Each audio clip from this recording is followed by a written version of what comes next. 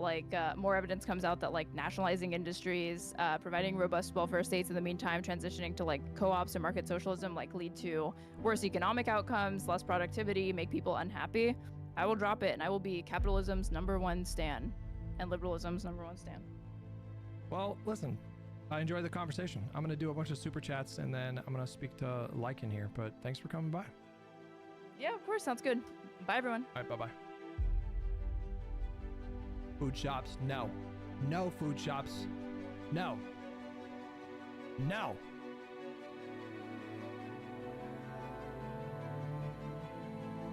All elite memes are $10. They were skeptical of capitalism too. Quote, yeah, because they hadn't seen it done yet. Obviously, you'd be skeptical of something new. Why are we pretending that we don't have centuries of economic research? I think that was the point I was trying to make. Hell, sweet hell, with $20. You will give up your internet. You will enjoy your homemade candles, your handmade candles. You will enjoy the same book over and over and over. Is that a meme? Is that a reference to a meme? Is that the New World Order meme? Hell, sweet hell, with $20. Sorry, Hutch, your stream has been deemed unnecessary. You're getting shipped to the potato farms. That's the other thing too. You would have to have like state-sanctioned like content creators.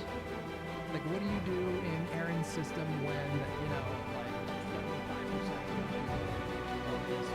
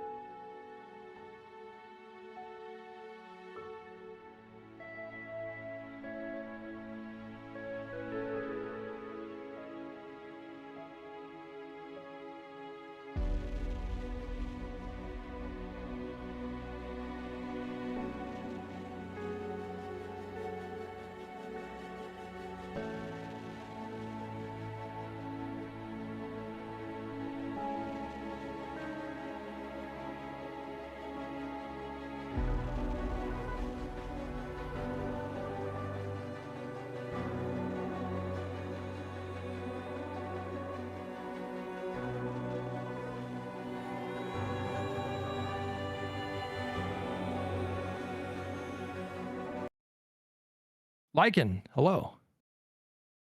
Hey, let me finish doing some call outs here, okay? Yeah, do your thing. All right.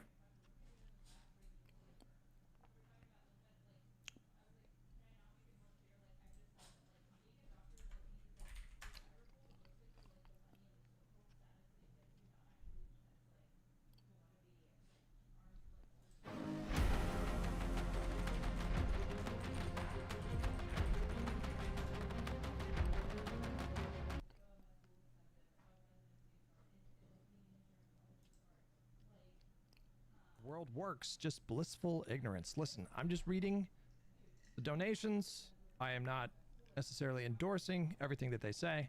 Thank you for the $5. Jay with, ooh, I already got you. Hell, sweet hell with $20. Listen, folks, even our schizo homeless population lives in opulence.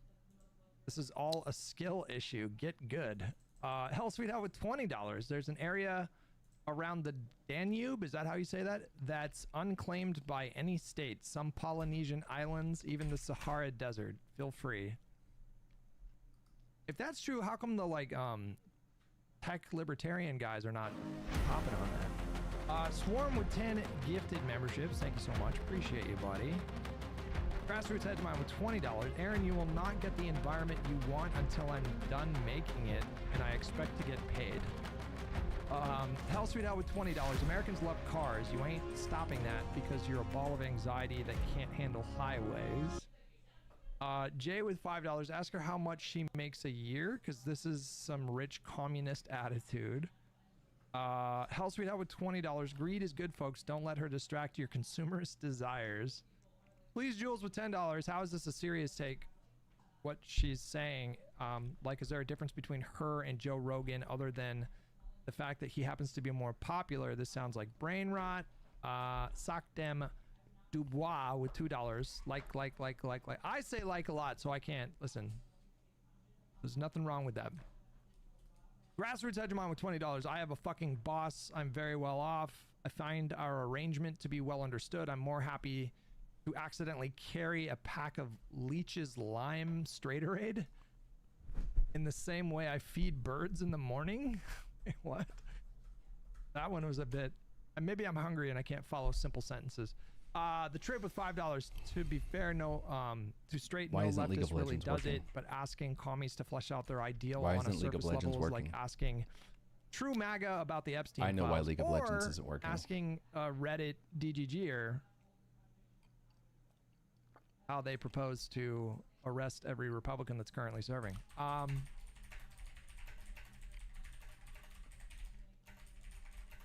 Where was I? Lawson with $5. Can I build a house in this system? How many plywood walls until my personal property becomes private property? Grassroots Hegemon with $10. I want to hear it in her words. Do I owe her my capital? Gomelpotamus with 49 months. Grassroots Hegemon with $20. I do not enjoy Straighterade, pretending to care for democracy or its norms. Jay with $5. Made the good choice for Tallarico last week. Got my wife and I think I already got you. And then the trip with $5. It's tricky because we don't have pure capitalism in our constitutional republic democracy. Works in hand with that. We have a mix and it works. Arden Pit with $5. Nordic countries are literally the most neoliberal countries out there. They're hyper capitalists. I didn't think of that at the time, but yeah, I mean, Norway, like, I think the prime minister or president, well, I don't know what it is, in Norway even came out and said, like, Bernie, don't listen to Bernie, like, we are capitalists. Do you guys remember that? He did this like several years ago. Like some, I don't know if it was Norway or Finland, but there was like one of the leaders of one of those Nordic states made it a point to say, like, we are not socialists. We very much like capitalism. All elite memes that I get you for $10. I think I'm all caught up there. Michael Hatch tube with $5. Rawls is original position guy, aka veil of ignorance. This is different. A premise of Rawls' theories of justice. Rich okay if law helps those at bottom. Gotcha. All right, I think I'm Hello, all are caught you? up there. So Wait. Uh-oh. Where'd he go? Where'd I go? Uh-oh. Where'd he go? Oh, there you are. Yeah, I didn't You're go. still there. Oh, there you I are. didn't go anywhere. You're still there. Yeah, I didn't go. Hey, man. What's going on? It's been a fucking day, man. How are you? I'm a little hungry, but I'm good. Well, you tell me what you want to do. We want to postpone our shenanigans till tomorrow so that we don't have to play around your palate. I don't. No. Sorry, that sounded shitty. I didn't mean it that way. I meant like genuinely. Like, do you want to hold off to tomorrow so you can eat and shit, and we can do this fresh and hope to God? No, I I'm don't fine. Get, Here, what I want to talk about is kind of pick up on what we were talking about yesterday, but be more precise about, was it yesterday or the day before? I don't even remember. I want to be more precise because you seem to be setting up the idea that I am leaning into like anti-left or anti-Hassan content for like monetary purposes rather than some kind of principled position. Let me, and I have a little snack. So if you want to like make your pitch for why you think that that's something that I'm doing, and maybe I can snack on my little snacky snack and then, snack your snack. To you. The degree to it, like the left, the anti-left hostility, I think is all like fucking. I just watched your chat and I listened to your super chats, and I'm sorry, but you just listened probably when I say, so this motherfucking leftist, when I say that to you, there's a person you picture in your mind, and it's not Rashad and it's not Aaron, but I watch your chat and it's as if it's that kind of person. So that's the shit I'm talking about. Like the like reactionary response to the existence of these leftists. And don't get me wrong, we all have our pet leftist we hate. We all have our annoyances. We all like to make the theory jokes and all that stuff. But I think it's super thought terminating. And my ultimate issue is that there should be some coalition building. We've seen that there is enough of a voice there that they've got a vote that counts. And so therefore they have a place in this tent if we want them. We have the power. So the excuse that we don't want to go down the leftist, nightmare of, Stalin 2.0 to come, It just doesn't sit right with me that anyone thinks that's a serious threat when we, the liberals, hold the power. So the hyperfixation on people like Hassan and all that, it's like, man, I call out Hassan for saying stupid stuff. I call out liberals for saying stupid stuff. And it ties to it, but it's not directly related. But there is a huge issue with the way people react to criticisms of Democrats. And I brought this up in our conversation the other day, like that I will speak to certain issues that we've had as the United States, things that we've done wrong, whether it's through the CIA, whether it's through military action, whether it's through policy, whatever.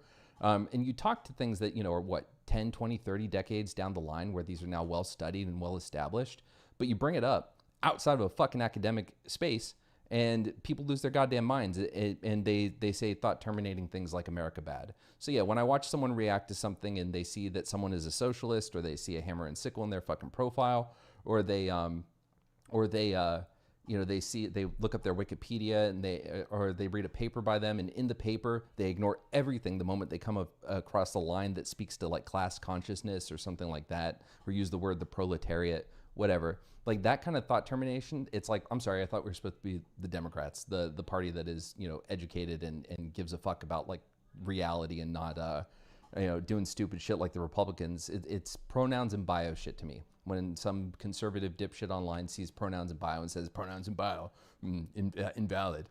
That shit pisses me off. And then the other thing is, I do not believe that we are moving the needle in any kind of positive direction with this hyperfixation on the online leftists. And it's that gets a ton of clicks, man.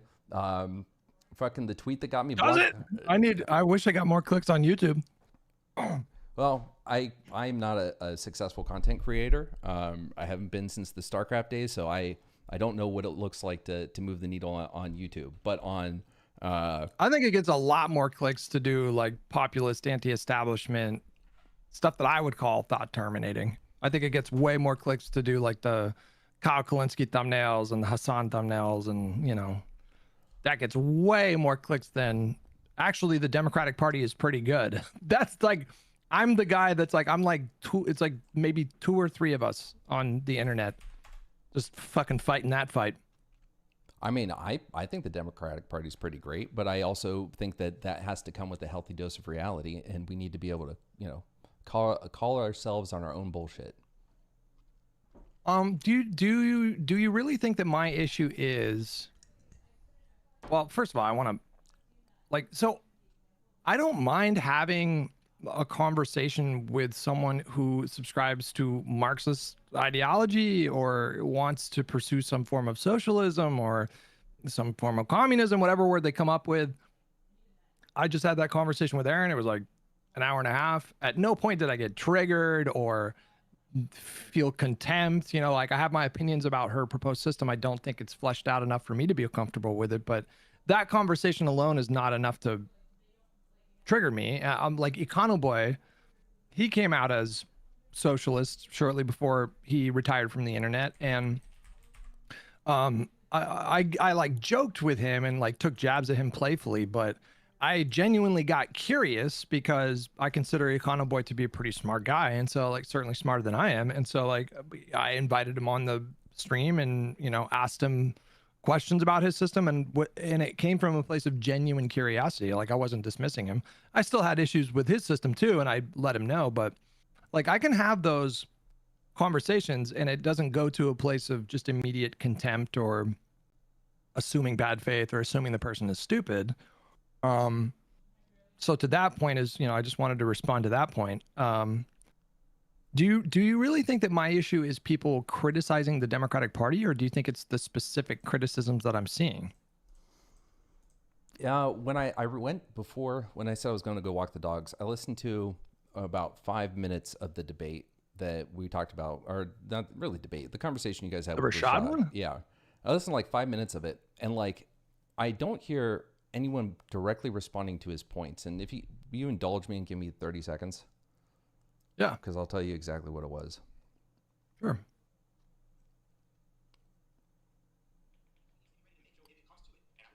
Well, Chad, just to be clear, he has listened to, I think, most of the debate. Oh, I think listened to this refreshed. entire. Yeah, I listened to this entire conversation, not just once, but twice. I reacted to it on stream. So fuck you, whoever in chat said that. He was doing a refresher, is what he meant by the 5 minutes. Democrats are good statesmen. This is not even a debate, but the American people are bewitched by the Trumpery. It's fucking crazy. Well, I would encourage. I would talk about like the idea that like when you're defeating like a fascist leader, like so much of it is this posture of undefeatable. I'm never incorrect masculinity, and if you can make that person look stupid, that's very important. And yeah, I resent that we have this show where all of these people read the news and listen to policy, but I think Rashad has a point to the fact that like there is no person who has captured the vibe of the left right now. Every single person we have on, we say, who is your primary ideal? There's no consensus here. The reservations. And this is the narrative online, but the results that are playing out right now electorally tell a totally different story. Like, but we're relying on Trump being a demon for this to happen. Well, like, I mean, like imagine if Trump went in there and like acted like a grown ass adult. We'd be fucked. We'd be totally cooking. Like if he went in there and was a good person, bro. Well, I mean, I'm just saying, Mikey. Kind of like Philip Whiteman. No, Trump got in and said, "Fuck all of you brown people." Okay, don't click that. And you know, they realized, oh fuck, he's actually a nationalist. We're cooked. You know, political expertise. They're losing because they see it all. But that's not what Cheryl ran on, and that's not what Spam. Not low leveled it. The governor of New Jersey. Yeah, but you're focused, right? But you're focused on the online narrative. But I'm saying it's not just online. It's not just online narrative. Well, but here's the problem: is like this is part of the reason why. Sorry, one second. And I didn't watch the entirety of the interview. It's all right. But like that getting art, he put me because I'm like, dude, you have not holding them accountable. You can't go to like when you bring these people on, and it was like, oh, so they're down all of right wing. This is not even a debate, but the amazing. Well, I would talk about like the idea that like when you're defeating like a fascist, I'm never. Oh, for fuck's sake, man. And I didn't watch the entirety of the. So no, he's a good governor. It's like the policy is amazing, but if only the would like, did LeBron do a? Wait, so yeah, I want to press you a little bit on this. I have two questions. Okay, I think I found it. 1 second. I'm Epstein's MVP. I need to look normal and civil next to this perfectly reasonable person. That is different from Gavin. Let me do call outs real quick. Yep, do your thing. Bringing Shapiro on, asking him about his early life like he's some kind of fucking like I don't know like credit to the community, and then letting Ben wrestle the first one, being like, so Renee good, totally. Wait, so yeah, I want to press you a little bit on this. I have two questions. So like first, did you actually watch like the whole episode with Ben Shapiro? And then the second question is, how familiar with Gavin Newsom's game in California as a politician over the last 2 decades are you? Like, are you familiar with like how he's operated politically in like the 21st century? No, he's a good governor. His policy is great, but it comes back to like a conversation you guys have with Jose like about Biden. It's like the policy is amazing, but if only they're down all of right-wing media. So my thing with Gavin isn't that he's a bad statesman. Most Democrats are good statesmen. This is not even a debate, but the American people are bewitched by the Trumpery.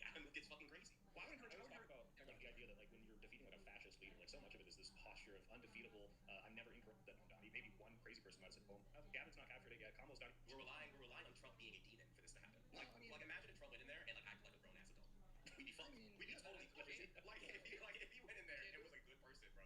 Well, I mean, I'm just saying, Mikey Sherrill was a strong candidate for New Jersey. Obviously, she won by 15 points. Same with Spanberger in Virginia. I mean, obviously, 15. Right, but like we have to keep in mind, Whiteman. No, Trump got in and said, "Fuck all of you brown people." Okay, don't put that. They're losing because they use the information war to cover up their horrible. Okay, did you figure it out?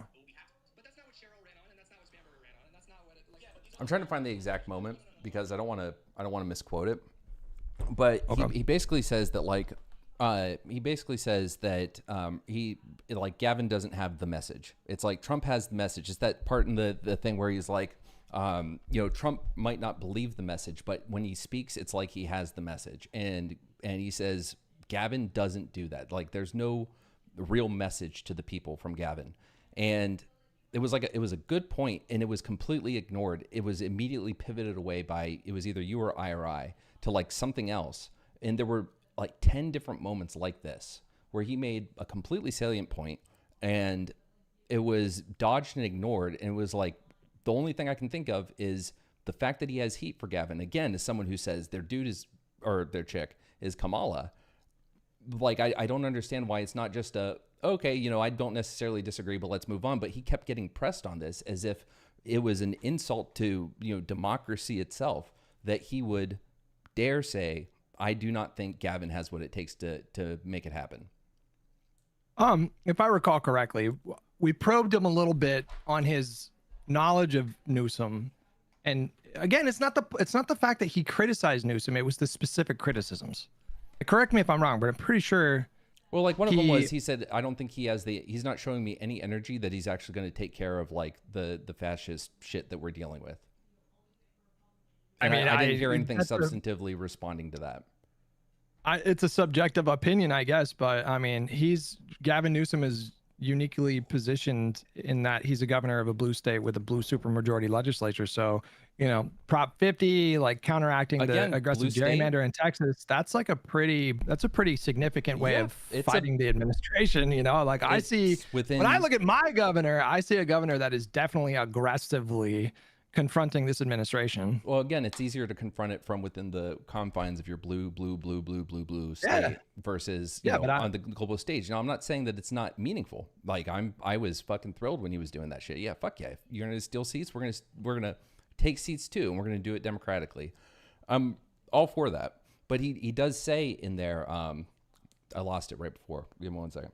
It was he did say, I think he makes some allusion to another moment in the podcast, but he's like, you've got this tragedy that just fucking happens. It was like the, walking back things to Ben Shapiro. And he's like, you said all this, you didn't really mean that. And Gavin goes, well, no, yeah, that was a little too much and all that stuff. It's like, when the fuck do the Republicans see this stuff? And is it not something that we Democrats have been saying for fucking years? Like, the Republicans keep playing this fucking game where they don't back down from anything. And we continue to try to play, nice with politics and what's the civility politics and all that stuff. And it's like, here's the same old shit. Like on a podcast where you have the chance to this dude one-on-one to like be smart and to call him on his bullshit for even pressing you that way, and he doesn't. I mean, listen, I agree that moment was an opportunity for him to center the conversation on the much larger issue than, his staffers' rhetoric on the Governor Newsom press office Twitter account. So I acknowledge that when I watched that bit with my stream, that was a failed opportunity. I didn't like that. But if you listen to, I'm not even pushing you in the sense. Hey, hold that, on, like, you keep cutting. Yeah, don't cut me off. Go ahead. If you listen to that whole podcast with Ben Shapiro, he's pushing back against Ben the whole time. And I get frustrated because I know for a fact a significant chunk of people that jump in with their opinions about Gavin Newsom, they have not made any effort to actually like look into how he's governed as governor of California, to look at the bills that he's signed into law, actually watch the full episode with Ben Shapiro. They see one fucking 20-second clip on Twitter of him, walking back what his staffers said. The specific thing was that they called ICE terrorists. Okay. That was the thing where he said, I don't agree with that language. And that was it. That was just a throwaway like moment. Again, it was a wasted opportunity because he could have said, well, are you going to get mad at my staff's language, or do you want to talk about what ICE is actually doing? That was like a perfect opportunity for him to do that. And I think that was a missed opportunity, but this guy did. On the whole, this idea that Gavin Newsom doesn't push back against Republicans, bro, you don't know shit about Gavin Newsom if you really think that. He didn't say that. He didn't say that he doesn't push against Republicans, and he didn't say that. And he was familiar with Gavin's record. He was familiar with what he's done in California. So I doubt that. There was in that first 10 minutes, like there was that exchange. It was like, are you familiar with X, Y, and Z? And it was like, yeah, I am. But he's a great governor. He glazes him. I mean, I just don't know how you can say that you pay attention to what Gavin Newsom's been doing for several months now and walk away thinking that Newsom is not like ready for a fight. Like he's been scrapping for several months now. And because he walked back like one thing that his staffer said on Twitter in a really brief moment during that exchange on the particular language of terrorist, that means that he's not ready for a fight. I'm sorry. I just think that that's kind of a silly. Well, so that's what I'm saying. I said this the other day when we talked. Is that sorry? I need you to. It's been a day, man. I need you to repeat what you just said. I disagree with the assessment. I think it's kind of silly and ridiculous to say that Gavin Newsom is not ready for a fight with the Trump administration. Yep. Yeah. He never said that. He's saying that he is not seeing the energy that it's going to take to excise the country of the scourge of Trumpism, and that he's going to be willing to go toe to toe when it counts and make that message clear. He's going to play the old games that Democrats have always played, where we're not going to go as hard as Republicans will go on us. You're not beating the allegations of Tanky, just so you know. How? I mean, the idea come the fuck on, dude.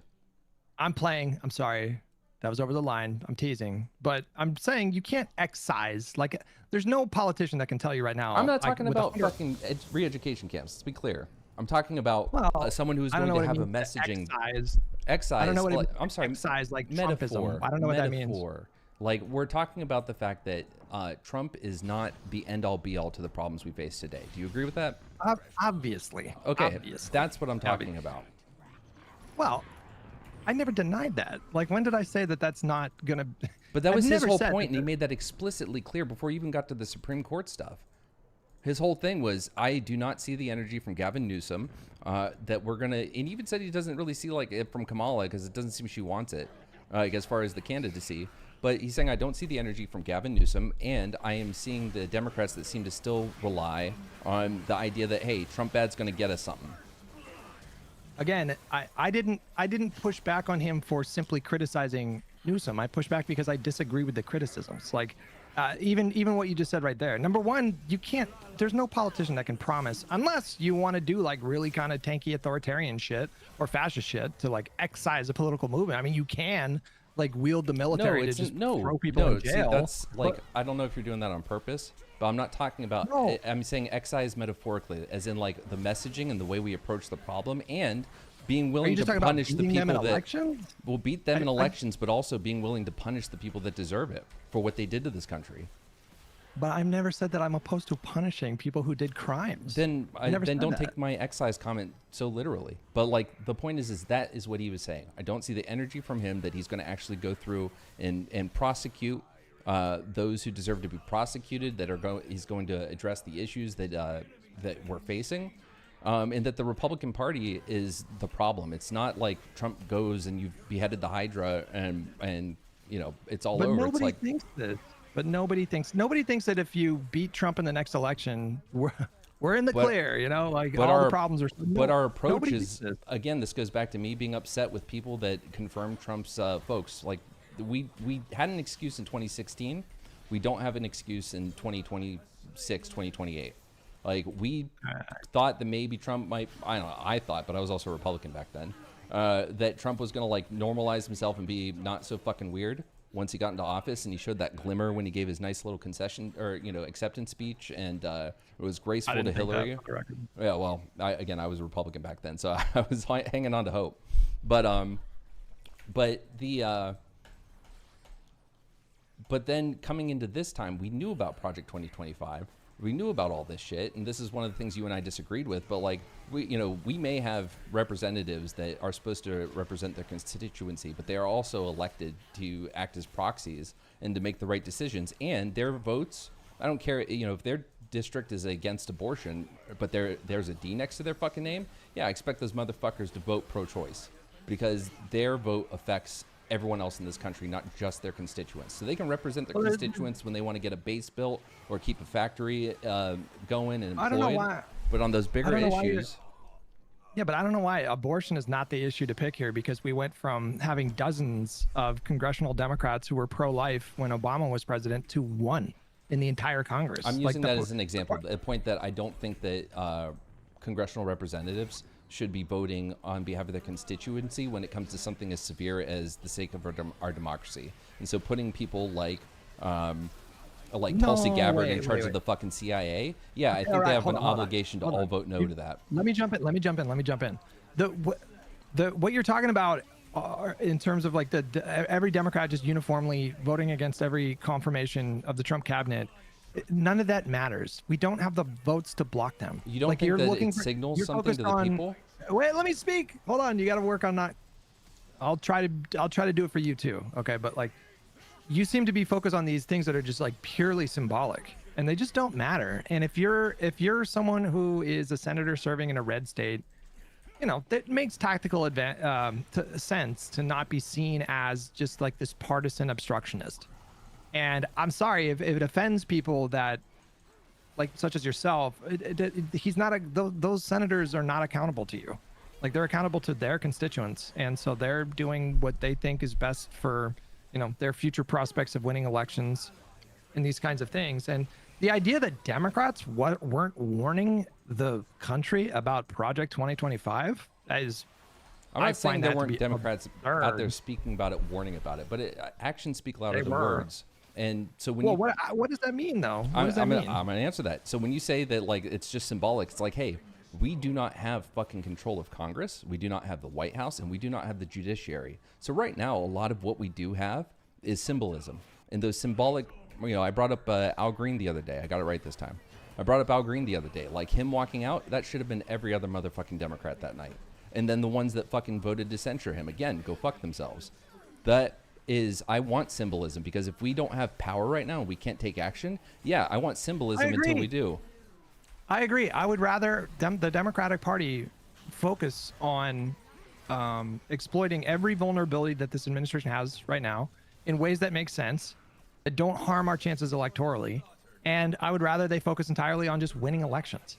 I don't care about all the symbolic stuff. It just doesn't get me the way that it gets you. It wouldn't have made a difference if they voted against these nominees. I'm going to use another. They have to pick their battles. Like you can't. I think you are making a mistake. I'll just like speak plainly. I think you're making a mistake that a lot of other people are making in the kind of like Democratic Party coalition right now, where you are projecting your anger and your rage on the whole electorate, and the whole electorate are not looking for what you're asking for. Maybe the Democratic voter base are looking for this like constant pick at literally every fight, but the Democrats that need to flip red seats, they need to appeal to a voter base and an electorate that are not filled with those kinds of people. That actually, there's a lot of people that explicitly don't want that kind of partisan bickering. Like even if it's justified. I mean, I agree with the spirit of what you're saying, but there are a lot of people in this country that they see the partisan back and forth, and that turns them off. And for those people that are trying to target those seats that serve those constituents, it makes perfect sense that they pick their battles. They don't need to pick every single fight. I think that the Democrats have done a pretty good job right now of like picking fights when it mattered, and picking fights that have actually yielded like really positive results. Like the people say that we didn't get anything out of the first government shutdown. It's complete nonsense. Like we unequivocally won that political fight. Like the outcry from people online who called that capitulation and did flowchart logic to blame the Democrats because the Republicans refused to budge during the negotiation process, I thought was nauseating. And right now we're doing a partial shutdown, and there's serious conversations about like serious reforms that are that might take place within ICE. I mean, like we're the minority party, so that is really the most material, like best outcome that we can hope for right now is these budget fights. Well, you and I disagree on the budget last time. I still think they should have held out longer. With some bullshit promise from the Republicans, but I don't want to. We can debate that another day. They did take a vote. They got a promise that there would be a vote, in December, and there was, and the Republicans blocked it. You know, your frustration, your anger should be 100% directed at Republicans. My 100%. frustration and anger is 100% dedicated to Republicans where it's applicable, but I'm also going to be upset with the Democrats when we don't do enough. And like, to me, okay, look at this. You're on a battlefield, right? Things are bad. There are umpteen different stories from the last 100 years of war history where, everything's bad and dire, and they're totally fucked and outnumbered and outgunned, and they have the enemy has the high ground. And then someone just gets the fuck up and charges a fucking machine gun nest, and boom, suddenly everyone's rallied and the adrenaline's pumping, and the battle is won, right? Like, that is what I'm talking about. Those symbolic things do mean something. I'm not talking about being obstructionist in every single thing, but when it comes to the things that again center around threats to our democracy, that is where I do expect people to start giving me some symbolic like pressure. And so being obstructionist on those pieces, the nominations, no one's losing an election because they fucking obstructed the nomination. Like, the nomination goes through. It's not like it sits there in Congress for a month or anything. It's like, okay, cool, JD Vance casts his vote and the nomination goes through. There were at least like 2 or 3 that went like that. So yeah, I just got rated. I was listening. I just got rated. I just want to say, Bruce, thank you, buddy. Welcome, guys. We're in a heated political debate with a very sexually attractive veteran cook. Flattery will get you fucking everywhere, and I don't appreciate you using that on me. You know you're fucking hot. You know it. You fucking know it. Stop. Hot people know they're fucking hot, okay? Don't play games with me. Listen, I'm cute. Don't play fucking games with me. You've known your whole life that you were... Yeah. Okay. Look, I just want to feel like my party is... Like, my fucking congresswoman hasn't fucking tweeted jack shit about what's happening right now. And that really pisses me off. Is it because we're in fucking Florida? Yeah. Like, everyone else is fucking commenting on it. Mine hasn't. What the fuck? And I call and I talk to her assistant or her aide at the one office, and you know, he seems sympathetic and he seems pretty upset and distraught, and like there was a moment later on, like he's giving me the whole like business, you know, voice and all that stuff, and then like later on he kind of opens up a bit and he's like, shit's fucked. And you know, that made me happy, but it's like I'm not seeing that from my fucking congresswoman, and we'll see if this vote comes, like where she ends up voting. You say you're not seeing enough motion? I'm not seeing the motion. I'm not seeing. Okay. I'm not seeing like any kind of serious like, you know, we sit here and we have these conversations in a space that me most of all. I can't do shit, man. I don't have a big platform. I can't change people's minds, but I'm still fucking raging about it on Twitter. I want to see the fucking people in power actually make me feel like this is like front of mind for them. See, I think you're speaking to an issue that I have right now with the Democratic voter base, because I don't see the value in expending all that emotional energy every minute of every day. And you brought up kind of the analogy of someone who's like charging out of the trenches and you know, inspiring others to follow them. And I think of things in more in terms of chess. And in chess, you have to make sometimes you have to make a lot of really quiet moves. I agree with you. Like, let me make that clear too. I'm not one of those liberals that you know, is obsessed with like everything has to be done a certain way. I'm fully aware of the ideas of political capital and you know, compromise and all that stuff. But right now we're not compromising with like the Republican Party of 2009. We're compromising with like a whole new beast that we've not had to deal with in this country. I don't really see I don't see how we're compromising with Republicans and so far. Well, apart from like these budget negotiations. But that's an appropriate use of leverage. That's like the only very limited case where we have power. And I think the difference between you and me is like, it would not offend me if I mean, I live in California. My representative is very blue, and my senators are pretty progressive. They don't really make controversial votes, usually in line with the rest of the party. And so, but if I did live in maybe a red state or like a light blue state or a swing state, it wouldn't bother me if you know, a senator that I was constituent of, like,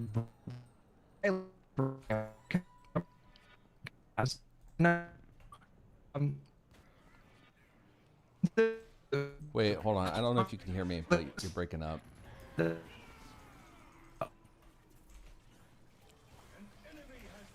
you hear me?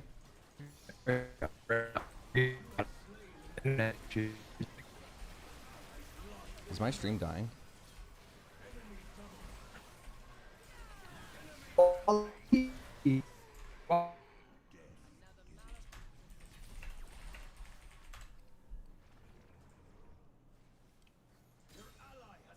Hello? Hello, test 1 2 3. Wait, is that better? Hello? Okay, yeah, sorry. Like the last 45 seconds, I couldn't. So you said if you lived in a like a light blue purple state. Yeah.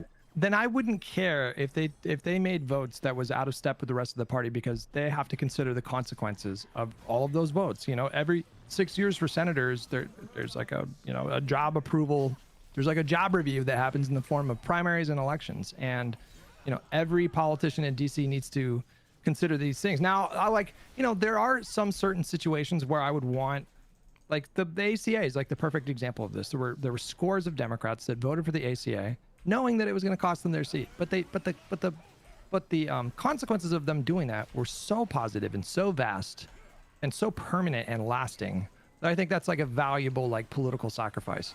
But I don't need them to pick that fight for every single bill. I don't need that either. I do want them to win elections. And, you know, you may say like, well, this thing in a vacuum and that thing alone and that thing by itself, you know, like, I don't think that would have cost them an election.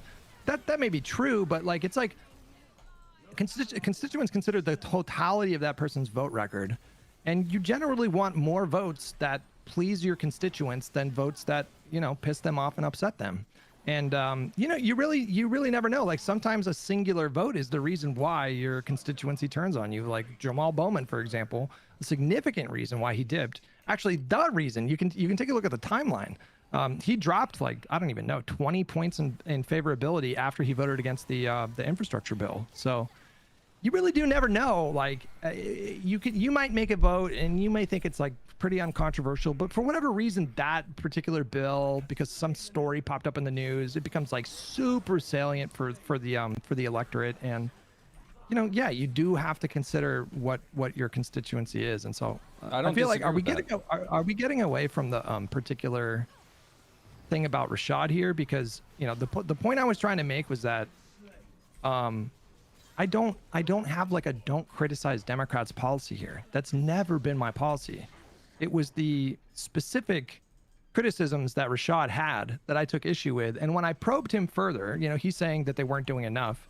That was a bit of a red flag for me because I've had like 1,000 of these kind of conversations. And so I probed him a little bit. And sure enough, he was advocating for something that I would call pretty authoritarian. So are you talking about the court thing?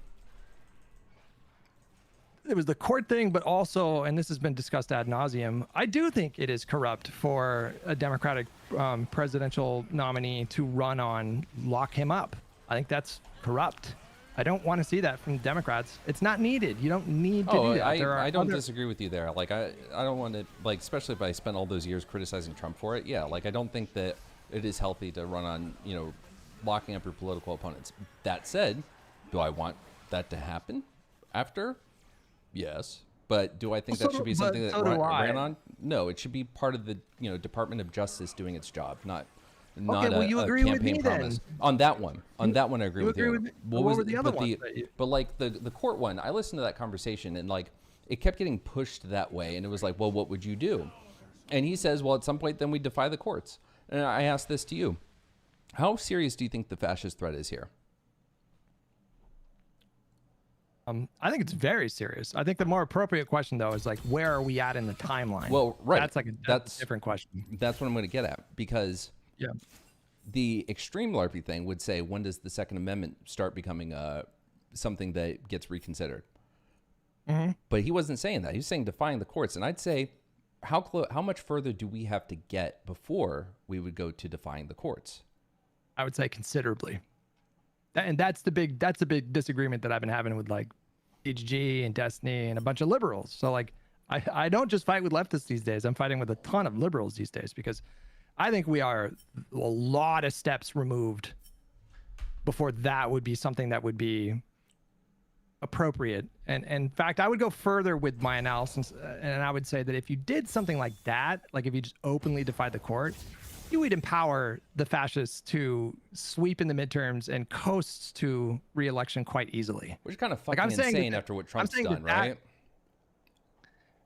Well, I think you're making my point for me. Like, the public is very loudly, very clearly expressing to not just pollsters. I mean, that matters, but not as much as like they're making their voices heard in election after election after election after election. We just know for a fact that Donald Trump and his administration have turned off a huge amount of voters that supported him in 2024 because of his corruption. And, yeah, go ahead. I was going to say, and what I didn't hear him say, what I heard the second time through confirmed it, is he didn't say, this is what I want now. It was, and maybe you guys were talking past each other and this wasn't bad faith on your part or anything. It was, he was engaging with the conversation as it was flowing, but he wasn't saying like, let's do that now. He was saying, it was asked of him, what would you do? And that was after multiple like push and push and push further to the next and the next. And then he was like, then we start defying the courts. I didn't hear him say, I am ready to do this. I advocate for this, or I want to do this. It was well, then at that point we do this. And I think that's a very different answer than him saying, I want this, I'm advocating for it, which is the way that you seem to be taking it. I disagree. I think you're not accurately describing what he said. I think he was definitely at the point where, like, first of all, he said, like, I'm more focused on what he said about Fox News. Like, that kind of gave the game away for me, because he was talking about like incarcerating Fox News people. I don't know, maybe the owners or the pundits, the mouthpieces. He was not citing a crime. He was just saying that they functionally act as a propaganda arm of the Trump administration to justify arbitrarily detaining them. And then, when I pushed him a little bit further, he tried to come up with a crime, but he said, like, conspiracy to, I don't even remember what the crime was. Like he was pretextualizing a crime at that point. He was just like, well, it doesn't matter. Like we just have to lock them up. So we can think of something. But he hadn't given any thought to like, well, had they violated a crime? Like, would this be a violation of their constitutional rights? And then when I pushed back and I was like, well, this is what I mean when I say like, don't call yourself a liberal. Like if you're saying just throw Fox News people in jail, that is like obviously about as illiberal as it can get. And then we go back to the disagreement that maybe you and I have in terms of like, how far along are we? You know, I would get to a point eventually where I would be okay with maybe arbitrarily detaining people in the context of preventing civil war or in the course of a civil war. Like at times, extremely illiberal methods are required to deal with some threat. It's usually external. In the case of another country, you go to war with another country. You're dropping bombs on them. You know, you're not applying your liberal principles if it's about survival. I just completely disagree that this moment right now would justify something like that. And in fact, like, tell me how you think that plays out. Like, I'm just curious. You know, President Newsom is sworn in, and then he arrests like the Murdochs, and he arrests like Sean Hannity, and you know, Jesse Waters, and like, what do you think the reaction to that is going to be? Do you think that's going to be popular? Do you think people are going to be okay with that? Like, do you think there's not going to be a no? But I'm reading through the transcript, and it seems now I'm having to decipher what's his words and not, right, because I'm just looking at the transcript, but it seems what his point is that like someone asks him like for what, like what the fuck would you arrest people from or prosecute people from Fox News for? And he says for aiding and abetting, what does he say? He says he's to target Fox News, and for what? And he says lying for aiding and abetting a conspiracy against the United States of America knowingly. Like, is that not a prosecution worthy? Well, what was the first part of that? Hold on. What was the first part for lying? That we do not throw people in jail for lying, by the way. No, I agree with that. But if it's lying in the in furtherance, that's pretty unconstitutional, then, right? Well, no. If it's lying in furtherance of aiding and abetting a conspiracy against the United States, would that not be conspiracy? What conspiracy? Everything that Donald Trump is doing. Do you not view this as wait? I'm sorry. Is Project 2025 and again the fascistic threat? Is there not an active effort going right now to undermine? I am asking. But hang on, I'm asking you for the legal basis to like make an arrest. Like we have a constitution. You have to come up with like if there's a law that they broke, okay, but don't just generally throw out conspiracy to aid and abet. Like what does that even mean? Like what law are you saying he broke? I'm not a lawyer, clearly, but let me guess. I would assume that it would be that if we can prove that certain members of the administration had this plan, and we can prove that people in Fox News either knew of the plan or had an idea that that plan is what was happening and then geared their coverage to further that plan and their messaging to further that plan, I would assume that that could make them an accessory. If they actually committed a crime, then sure, I would be but perfectly he fine says with that like in that is not. I'm not reading too much into it by saying lying for aiding and abetting a conspiracy. You're being too charitable. I mean, as soon as the guy said for lying, that should give you a sense of where he's at. Like wait, and we pushed him further. And you know, I was the one that was saying like you're making the case that liberalism cannot, like a liberalism alone cannot like deal with this problem.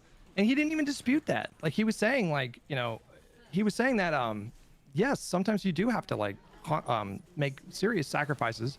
In this case, you know, a constitutional basis to incarcerate someone. And then he took it even further and said, you know, like if the court said, well, they haven't broken any laws, get fucked. He said, well, that judge is stupid. They would have to be removed. I mean, like he's not. I don't know why you're giving him these like charitable. I'm charitable sorry. read. Do you think that any of the justices sitting right now should be removed? I mean, you could make an argument for like Clarence Thomas and Alito for some of the stuff that they've done. Sure. No, but come on. Wait, hold on. But if you're doing it again. He's not saying remove Clarence Thomas because of ethics violations. He's saying remove Clarence Thomas because they issued a ruling we didn't like. There's a difference between a ruling we didn't like and a ruling that's fucking insane, right? Like, are we not in agreement that the ruling for Trump's immunity was fucking batshit? Sure, but we have remedies at our disposal now to deal with that problem. It might be a problem that takes many cycles to deal with, but Maybe we I'm wrong. could Can we not pass- impeach justices? Sure. Yes, that would be. That would be fine. He didn't say sure. kill them. He said remove them. No, but you're jumping through hoops to sanitize what he said. I think it was really obvious what he said, which is that we do need to sort of like take the guardrails down ourselves and abandon the system to deal with this like short-term threat. And that did mean, he was trying to like after the fact come up with some kind of a basis, but his logic was just like they're helping Trump do bad things, which that is not enough to throw someone in jail. Like you need like some kind of a statute to cite that they violated. And if you're telling me now that the next DOJ comes in and they get some tip or they have probable cause to launch an investigation into Fox News and they find evidence of a crime, like of course put them in jail. But that's a totally different framing. It's a completely different framing than I guess what, we're just at than an what impasse. Rashad was 'Cause what doing. I'm reading here is that he's saying that aiding and abetting a conspiracy to undermine the democracy of the United States. That's not a crime. The Constitution. I don't know what that is. The Constitution. What does that mean? That's not a crime, Lycan. That's A not conspiracy He's against. assuming Okay, there's a wait. crime. Is it not a crime to try to? Maybe it's not. But I would assume that trying to undermine our systems to the extent to which that you can, extend your powers and to overthrow the systems in place that keep you out of, that would keep you out of office, or that would guarantee you can't run again, or that would guarantee you can't run for a third time, that would weaken the institutions to, exert undue power for one particular party. Would these not be crimes? I'm asking you for like a statute. I'm asking for like give me like a specific crime. Do I really have to do Chat GPT? Because I'm not a fucking lawyer. I can't cite what it is. I would Yes. assume that some sort of. I think it's important. Yes, if you're gonna say like we need to consider. Okay, we'll just go with jailing January 6th. propagandists. We'll just go with January 6th then. Uh-huh. I'd say that insurrection. I Fomenting was an very insurrection. much in favor of everybody that was there going to jail. Yeah. Okay, well then I would be in. Then everyone that helped propagate that knowingly, I think should have received severe jail time. I do not think Fox News being fined $800 million was enough for what they did. The damage that we're still feeling to this day. Well, then at that point you would have to propose like reforms within the system. Like if you want to, like limit speech to the extent. I don't want to that, limit like, speech. I want to punish the people that abused their freedom of speech. Okay, but if there's not a statute that you can cite to like justify throwing someone in jail, then you know. I need to Google. Hold on. I don't. Okay. Well, you're asking me for a legal statute rather than just engaging No, with the but spirit it's of the like a conversation. You're like, rhetorical question. is there even a it's thing a re- that's legal? And I'm like, No. if there is, then he's correct. Like if there It's is a something that can happen to, a statute that can be justified. He didn't say anything about. There's nothing I'm seeing about him talking about subverting our laws or going above and beyond. Except Then until what the was point. the whole? But what was the whole point of the line of questioning when we got into it? I was like, okay, well then at that point you're saying that liberalism needs to be set aside for the time being to deal with the immediate threat, and he agreed. Yes, he was saying yes, he would want to do that. And that's where That is what we're. Yes. That is what we're At talking that about. We're point, talking about and. After at that point, a we are long point talking- of the conversation. Wait, listen to me. At that point, we are talking about like abandoning the Constitution to deal with a short-term immediate threat to the republic or whatever. That is what we're talking about. And when we talk about jailing Fox News people and removing judges, he didn't even say anything about impeachment. He just said, well, we would just remove that judge. It's like, well, I don't that's know like if you have you the vote getting for on that. you for Do saying. you have the? That's Well, like I mean, you you would went need- for you would saying need excise, and 67 you were like, votes. "What do you mean excise?" And you immediately go to you would thinking, need you would need 67 votes in the Senate to get rid of a judge. Do you think you're going to get like Republican support to get rid of a judge? if we He win some wasn't even elections, talking we about will. it. If we, He was actually, not talking- I'm sorry, you're helping me. He was saying we need to abandon the system temporarily. That's what he said. So At like, who that gives point a in the fuck about conversation, that was my whole point. Is that you guys went down a chain of conversation that got to that point. I do not believe that this guy who was saying that fucking Kamala is his chick is some crypto tanky that's saying like I you're never just trying said to he be was a nice. tanky. I never said he was a tank. My whole thing in the last couple of weeks is I'm alarmed at the amount of liberals that I'm seeing that are fucking radicalized to the point where they were like, we need Nuremberg, we need to like, you know, the paradox of tolerance. If I see that one more fucking time, I'm gonna lose my mind. You know, like I'm seeing this from liberals. Liberals sound like fucking tankies in the last couple of weeks. Shit's People are bad, becoming man. radicalized. I understand that shit's bad. I understand that. I get it. I agree. Shit is bad. So Yes. I want to thread the needle on this. Like the point I'm making, and clearly you don't agree with me, but the point I'm making is that from what I heard and what I'm reading again, is the part about, you know, ignoring the judges and all that stuff came from a long line of conversation, and it wasn't just an out of nowhere like, yeah, let's just suddenly do this, right? So that's my point there. And I don't think that I'm stretching or reaching or anything to get to that one. I think that is Do you a pretty understand decent why I was read. asking those questions? Do you understand why I was asking him, like, well, what's the mechanism to do this? Because he, like, the way the conversation went that way, he's saying, I do not believe Democrats are doing enough, and I do not think they are focused on the threat that we are facing. And you kind of helped make my point when you said the when you say Wait, hold on. Answer my question though. Why do you think? So when he says that, right, and then he says these things like, well, Fox News, they have to go, and Trump's got to go, and judges got to go, whatever. Like, why am I asking him, like, well, how are you going to do this? Like, what is the, you know, what is the basis to how you would justify it? How could you? What part of the Constitution? What law? Like, why am I asking this?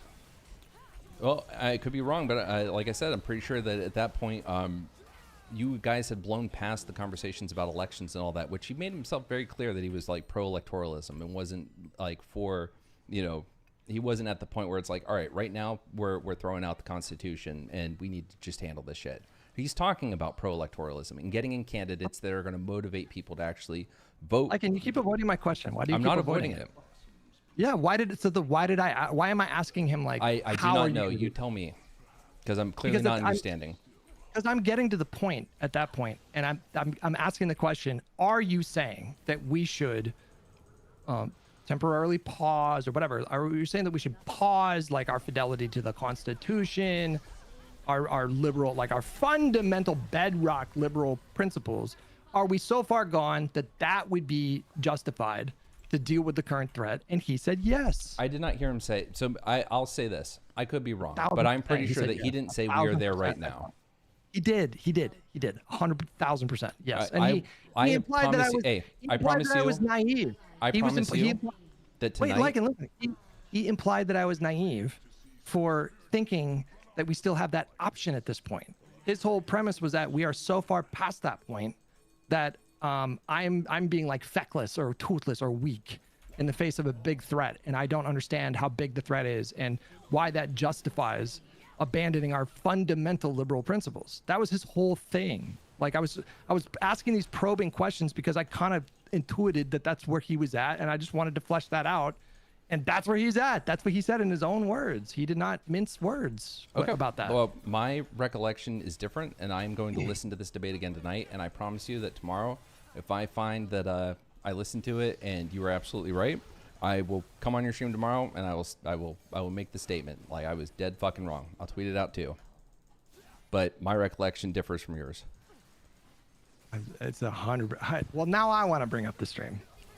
I promise you.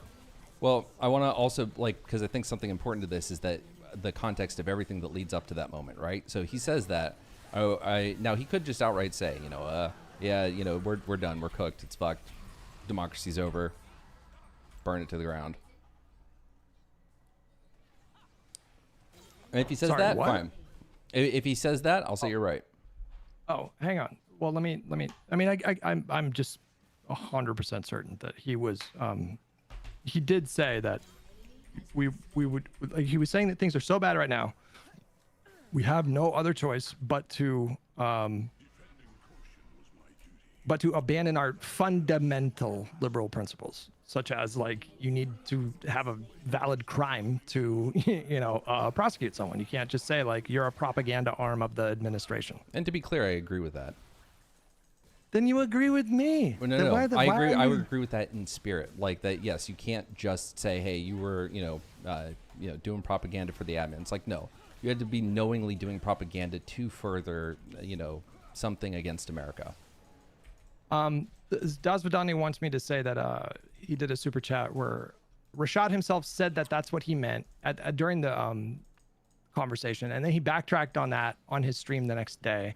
I haven't seen what he said in the walking back, but he did say like, never mind, I was caught off guard and I shouldn't have said that we should just like, you know, remove judges or whatever. So, you know, I think that indicates to you that in the context of the conversation we were having, he was talking about like, you know, who cares about the Constitution? If the judge is giving you shit, just get rid of the judge, right? Well, like I said, I'm a realist, and but to make it clear what my understanding is, that was basically at that point a hypothetical that came after tens of minutes of conversation, kind of pushing through different scenarios. So, like I said, if I'm wrong, I'll let you know. Well, he was the one that was saying that like Newsom was not ready for the fight. Newsom was not willing to do what needed to be done, which that necessitated me asking like, okay, well, what does that mean? And that's when he started getting into like basically abandoning the Constitution. Yeah. And so, you know, that was the point of me asking the question, which is like, I'm a little freaked out at the amount of fucking self-described liberals that literally sound like completely indistinguishable from like, I wouldn't, a lot of these replies and comments that I'm seeing, if you put them in front of me with no context and ask me, is this a Mike from PA viewer or a Destiny viewer? I would not be able to like, I'd just like flip a coin. I have no idea. But there's a, yeah. No, this touches on something that for me is like a concern, and it's I don't know how we recover from this. Like I don't know, you know, how we get back and that we're going to be okay. Without violence. And I don't mean that like I want it. What I mean is, can you imagine like Nazi Germany without the Nuremberg trials? Can you imagine, I don't know, the Civil War, like the secession and all that shit without them, you know, like really getting their asses kicked? I don't know how we recover from what is so entrenched. Like, you know, if you ask, what do you call it? If you ask a Republican, like, you know, that says they don't like Trump, right? I don't like Trump. And they're like, okay, well, you know, so you vote against him. Like, yeah, okay, well, what policies do you support? And then they fucking list off, like, some of the most egregious shit. Like, again, I'll use my mom as an example, like I did the other night. Like, my mom saying that there's a bunch of shit in Project 2025 that she agrees with. So when she still does the bullshit refusal to acknowledge that Trump had anything to do with it, you know, the whole, like, you know, it wasn't him. He didn't write it. He said he didn't know about it. And then he, you know, brings in all these people that are enacting it like down the fucking list and still can't acknowledge it. Like a lot of Republicans are like that. So how do we excise that? You know, how do we excise the reforms? Well, government reforms. Like what reforms change people's minds that don't just make them feel oppressed? Like how do we stop the Republican Party from being able to just do the same shit? Win elections. No, we can win elections, but like we're never going to win so many elections. And this is like one of the issues I have with like the, you know, I'm a vote blue no matter who kind of guy, but the thing that always bothers me about that fucking rhetoric, well, and I don't want to rehash the debate from the other night, but like is, okay, yeah, vote blue no matter who, but like that doesn't change the fact that when does that end? And when do we start like making people feel like they have their vote back? Well, exactly. So that at that point, it's like, hey, you are now going to be socially shamed for never voting or for not voting for the person that is guaranteed to win, or at least have a chance of winning. I think you should be shamed for wasting your vote. That's undemocratic. I didn't say it was undemocratic. I said it was stupid. I mean, no, I'm saying it's undemocratic to say that. How? What do you mean? Because if someone can't vote third party when they want to vote. Do you think your mom's vote for Trump was a stupid vote? Oh, of course. But my mom's also a Republican, so I think a lot of things she does are stupid. Yeah, but you thinking that is not undemocratic. It's just you making a value judgment. Right, but what I'm saying is if that is the continuance, we give the Democrats a shield. And it's like once they pass the primary, they have the, you know, we have created this entrenched view within the party that, okay, they've got a D next to their name, they get my vote. I think for me, when I look at the Democratic Party and I look at the policies that they implement, when we give them power at the state level and when we give them power at the federal level, it goes way beyond the lesser of two evils. I think that is just completely regarded framework that is silly. It's just fucking silly. There's no question that the Democrats Don't do disagree. really good things. You know, the last 2 times we gave Democrats big enough majorities to pass legislation without, you know, by breaking a filibuster, we got Medicare, we got voting rights, we got civil rights, we got the Clean Air Act, we got Fair Housing Act, we got the ACA.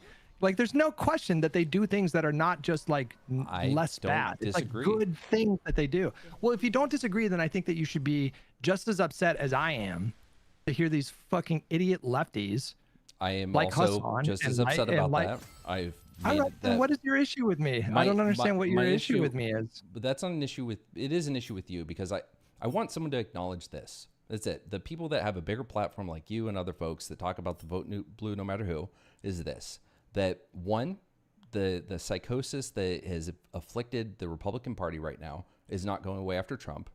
And so that leads to 2, which vote blue no matter who makes Democrats feel safe once they pass the primary because then they know. But you just agreed with me that No, Democrats hold do on. good policies. You're missing my point.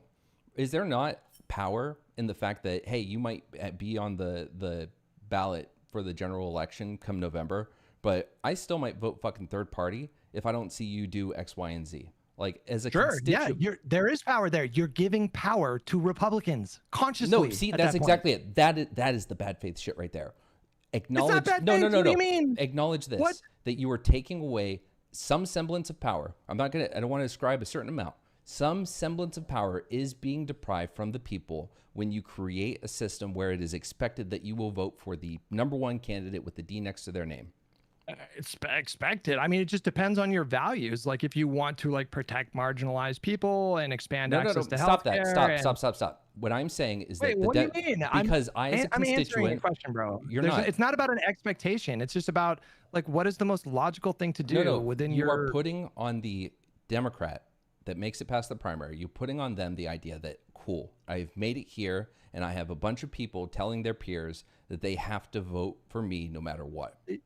I'm not telling people that they have to vote for people. I don't have that power. You don't have to vote for people. That is your You're message. an adult. No, that's the logical conclusion, and that's what's No, upsetting me. I'm not. I'm It's saying this you're an right adult. here. No, hang on a second. I'm not saying you have to vote for the Democrat. I'm saying take ownership of your actions. If you're telling me that you would rather vote third party in a situation like this, that is a very sanitized way of saying I would rather help the Republican win if it means I get to punish the Democratic nominee for not passing my purity test. And that's what that means. No, Just purity test is own loaded that. language.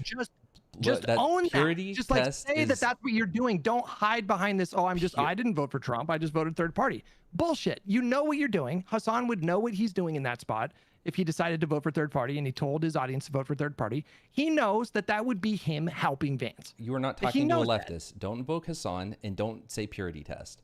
That's not what I'm talking about. Why?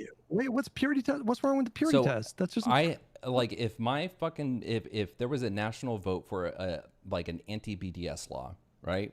And it was going to say that no employee of a company that receives tax benefits from the United States is allowed to support BDS movements. And to be employed, it must be mandated that you do such.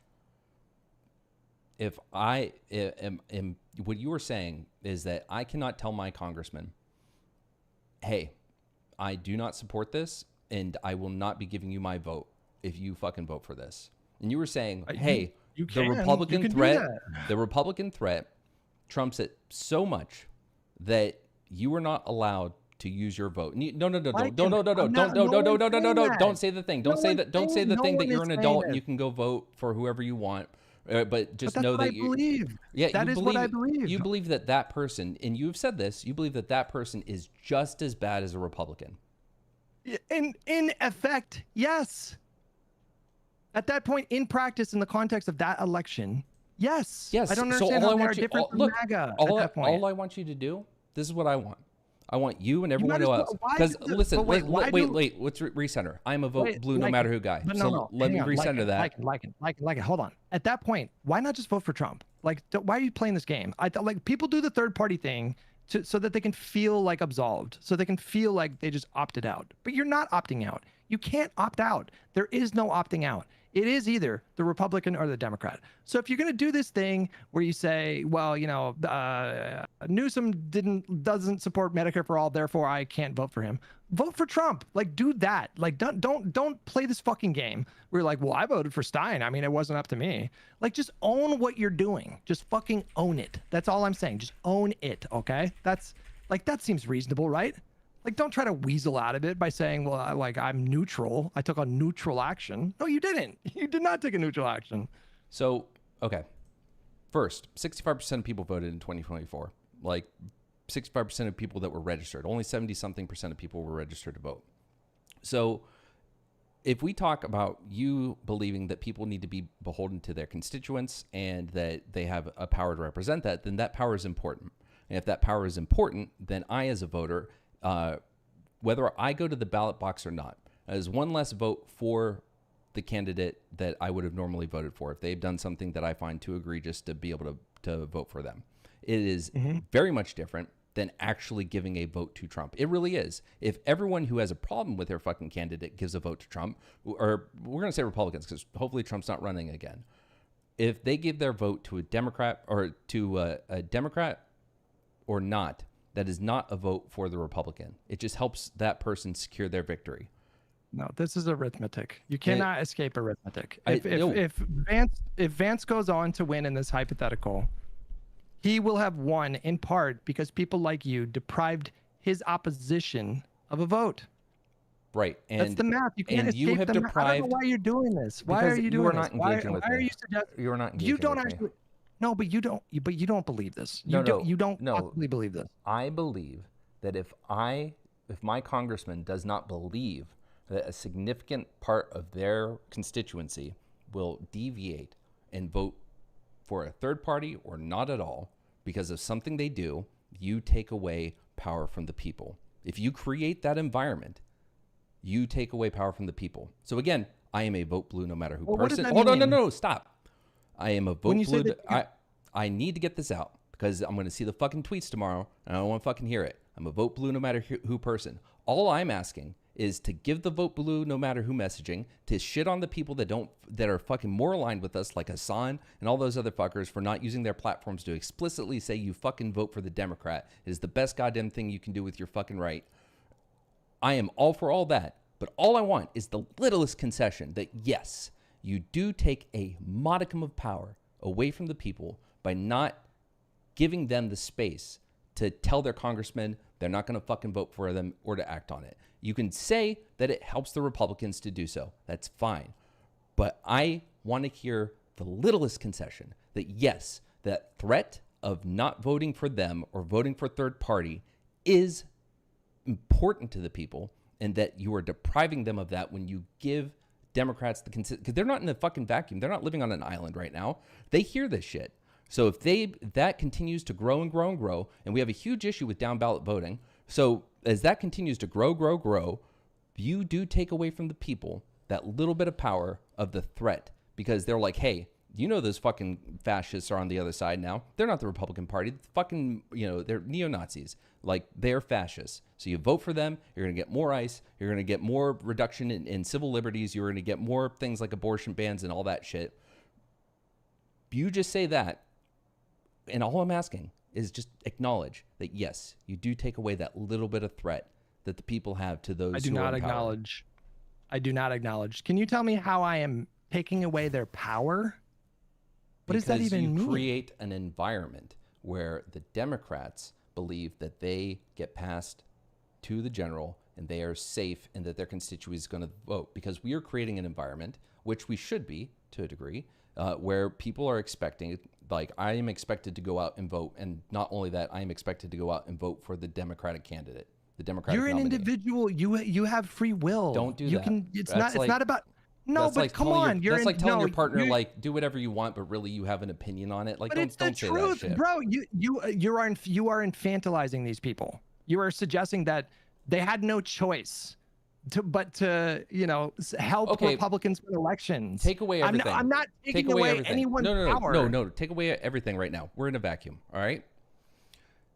Does not the individual, and whether or not they choose to go out and vote, have a sway over the thoughts and feelings of the candidate running for election? Are they not concerned with who's going to show up to vote and who's going to vote for them, even those within their own party? Yeah. Okay. Yes. So does creating the environment where we are growing to pressure people more and more to get out and vote and to vote blue no matter who, does that not diminish that if it is taking hold and more people are in alignment and agreement with that? Does the candidate not become aware of this? And therefore, do the people not feel pressured to fucking vote that way? And therefore, the candidate has less and less to worry about people not showing up and voting for them. I completely reject the premise that you are applying leverage in a way that is effective by depriving your vote for the Democrat in the general. Like once that there are so many points before you reach the general and so many different ways to apply leverage.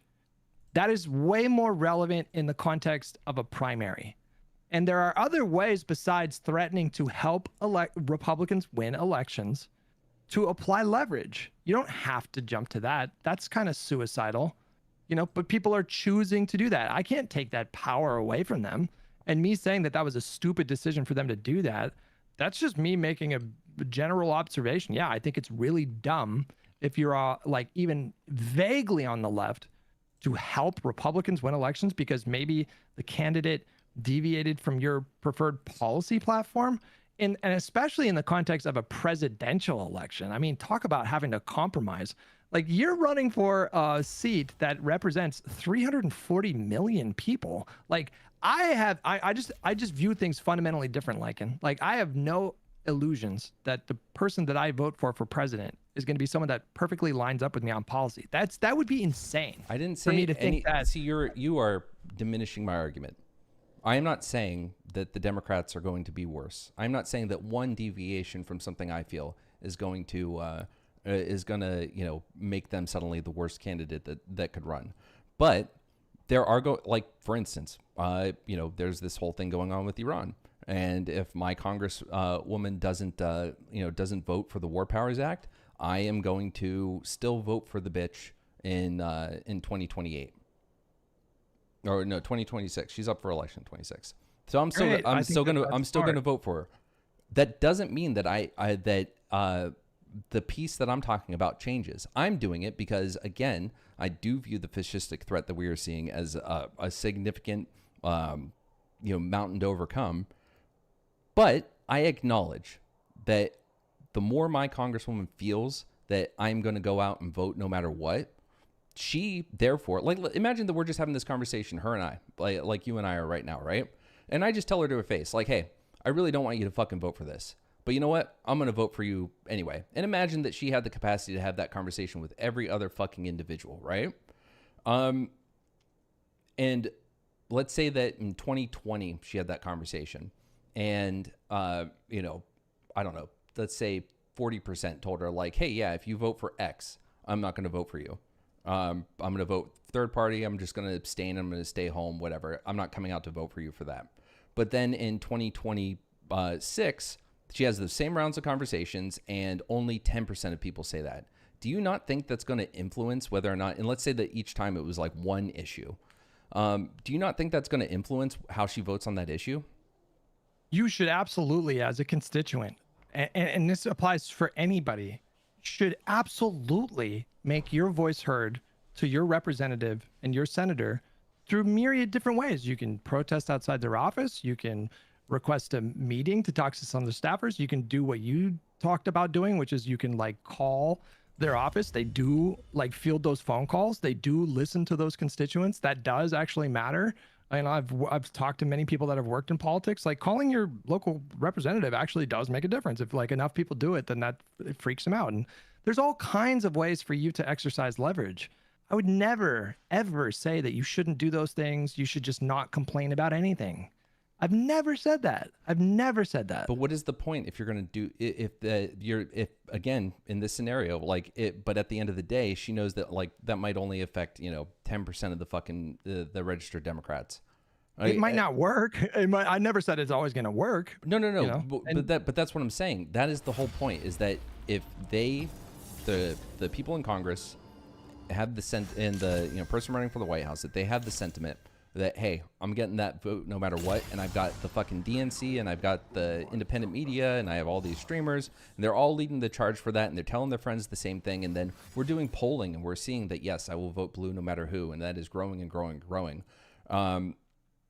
They're not going to, the protests are going to feel like, I can ignore this. Well, listen, I mean, if you're a constituent in a district and it's this intransigent representative, and they don't seem to be responding to your pressure, no matter what happens, and you get to the general, you know, you have a choice to make in that moment. You can vote for your representative that maybe lines up with you most of the time, but is just not budging on this issue, or you can roll the dice with a Republican. And those are your options usually. I mean, sometimes there's an independent. Usually they either caucus with Democrats or Republicans, but you know, those are your options. And every voter needs to make that decision for themselves. I've never suggested taking away that power. And I mean, if anything, and this is the part that frustrates me the most. One of the lessons that the Biden presidency, I mean, that was a valuable presidency in terms of a learning moment. And one of the most valuable lessons that I think the people that I criticize the most should have drawn from that presidency is you actually can move an elected politician after they take office. He was elected and he moved left on, so many issues. On so many issues, he went beyond what he campaigned on, and he did respond to pressure from his left flank. And I don't think that the lefties that I'm talking about learned that lesson. I don't think they understand that at all. I think they see the Biden presidency as an abysmal failure, and they see what he did as like scraps, and they subscribe to Green Lantern theory of politics, where they think he should have been able to fucking snap his fingers and get everything he wanted in the 50-50 Senate. And I think they don't understand that he was like the most legislatively accomplished president in the modern era, like by far. What he was able to do with those margins is insane. And they did not learn that lesson. And a big reason why they didn't learn that lesson is because of this media ecosystem, this alternative media ecosystem that I'm talking about, that is just filled with people that are pumping their brains with the most vapid commentary, most idiotic commentary. They're actively depressing the vote. And then people wonder why I spend a lot of time talking about Hassan. And that's a perfect segue to bring it back around, which is my issue is that if you ever worked somewhere and you've had like an unnecessarily hostile piece of shit, like someone you just really don't want to fucking deal with. And if you ever just taken that person aside and said, hey man, let's fucking talk. Let's squash this beef. Like, what the fuck's wrong? Like, they don't, come on, bro. I mean, these people are, I have not seen, these people are so belligerent. I don't understand why. 7 years around here, I have not seen that shit. I have never seen someone try to have a good faith conversation and like squash the beef. I haven't. It's been war the whole time. I have not seen someone that is just willing to come in and try to like, dude, let's die. Like the fucking Adam Mockler conversation. I know you didn't like it, but I thought that was fucking great. And I think that is the best way to present yourself in front of these audiences, because at the end of the day, the figureheads are one vote, but the figureheads are also, like, we see this in every fucking community from Taylor Swift to fucking, I don't know, pick your fucking, probably Pisco. Like, there are always going to be. Wait, let me hold on real quick. I just want to ask you a question. Do you think that Hassan Piker is generally someone who operates in good faith? I'm thinking on that because it's like, well, what do I mean by bad faith? Like, because like he says a lot of shit I don't agree with, so I can't. That's not explicitly bad faith. So, for example, he has directly accused me of being paid by Progressive Victory. Oh yeah. That's it. Yeah, because he also called me a fucking Zionist, and I mean, I think anyone in your audience who knows me knows how fucking laughable that is. So he will very flippantly, very casually, at the drop of a hat, make stuff up. Just outright lie, and he knows they're lies. Like, he will, people that criticize him, he gets so sensitive about tweets that go nuts, that get a lot of likes and stuff, that are dunking on him. He gets so sensitive about that, and his way of dealing with that he has demonstrated over and over and over and over again is he will pull their tweets up on his stream, He will not necessarily like call for his audience to brigade, but that is what he's doing. He will lie about them. He will accuse people of being paid by Chorus. He's accused Chorus of being a propaganda arm for Israel. And at the same time he's doing that, he's like trying to like reach out to Brian and fucking brown nose him, which is insane. Like, I don't know how anybody could ever say that this guy's operating in good faith. He's so obviously not. So why the fuck would I make any effort to build a bridge with him? Because he has a massive fucking audience. But he's in bad faith. So how do I do that? What is building a bridge with someone who will fucking well, first lie you have to about get you? first it would be having to get him to engage with you, and you know Hassan is very selective in how he does that. But why? But why? Why would I do that? This is not somebody. For the sake again, of democracy, for the sake of guaranteeing a voter bloc that clearly has power. Should I try to build bridges with like Benny Johnson? Well, okay, Benny. Again, this is the point I made the other day. These people, like Benny Johnson, doesn't have anywhere near the. Hassan is just as bad as him. I'm saying that? Hassan is just as bad as Benny Johnson. Yeah, but Hassan at the end of the day saying. probably aligns with you like 100 times more than Benny Johnson. No, not really. No, like Hassan's project, and tell me if you agree or if you disagree. Hassan's project is not about building a strong, durable, big tent coalition. He is only interested in advancing politicians that meet his very strict criteria, which is like 4 people. You know what I mean? Like he is never going to tell his audience, you should vote for the moderate that won their primary in your state. Maybe they want to vote to fund the Iron Dome. Like he will never, ever, ever tell his audience to do that. He will only try to elevate and amplify, candidates that meet his, you don't like the word purity test, but that's just a neutral term. Well, you're talking about him now, so you can say that. He will only go to bat for politicians that he thinks are advancing his broader goal of some fucking socialist utopia. But I'm at the point with him that I don't think he actually gives a shit about any of that. I think it's literally just about clout and influence and money and personal enrichment and self-aggrandizement. I really don't think, I think he has convinced himself that he's ideological, but I don't think so that's the other thing is like, if you can't reach these people, like you can't reach the person, right? You make yourself unimpeachable in your criticisms. And so when you criticize them, it doesn't seem like you're just leaning into the drama du jour and you're going to take the same digs that everyone fucking else is. It's that you keep your criticisms meaningful and engage in a way. It's like if you I think I do, by the way. I think I do. I have so many specific criticisms of Hassan. This idea that have you ever not seen like the streamer space, the moment someone calls someone stupid, even if they were on good terms, just that one act of calling them stupid, suddenly everyone loses their fucking mind? What's this about? What are you talking about? In the like online politics, especially back when like all those debate panels were happening all the time, there could be people like these streamers that were on good terms, and then the moment that someone says this person's fucking stupid or whatever slur you want to use, the moment that happens, people lose their fucking minds. Their entire audiences turn against that person for making the criticism that way, and everything breaks down. It's like it's done. Like with literally one reaction video, it's all over. Well, I just want to do a little. I'm gonna do some audience participation here. I want you guys to be honest. Don't juice the numbers. Give me your honest answer. If it doesn't apply to you, then don't speak up. But I'm just curious, guys. Of everybody that's in both of my chats right now, in Twitch and on YouTube, are there any of you guys that used to listen to Hassan but persuaded to move away from his community and now don't like Hassan very much because you heard very convincing and even aggressive arguments against the stuff that he was saying? Do you remember what I said about that the other day when we talked? No. You told me about all the people that have emailed you about just this thing, and I've said, okay, I guarantee, I don't think I'm being flippant by saying I don't even think the number of emails you receive accounts for 1% of Hassan's viewership.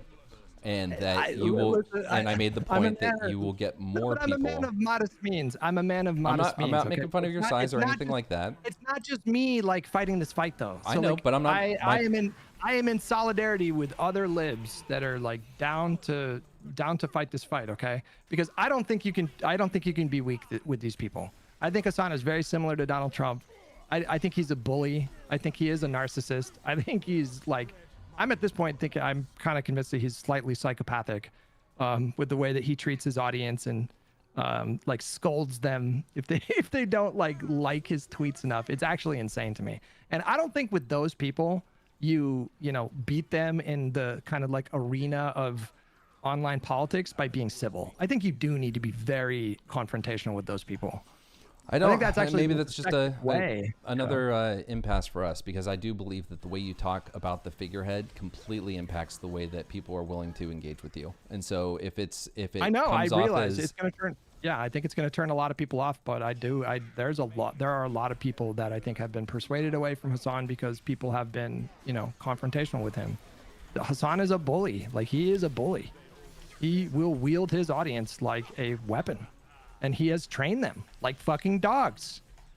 He's literally trained them. You know, when people step out of line in his chat, he pulls up their chat logs on the screen. He fucking humiliates them. It's and crazy. He trains his audience to just be these like parrots for him.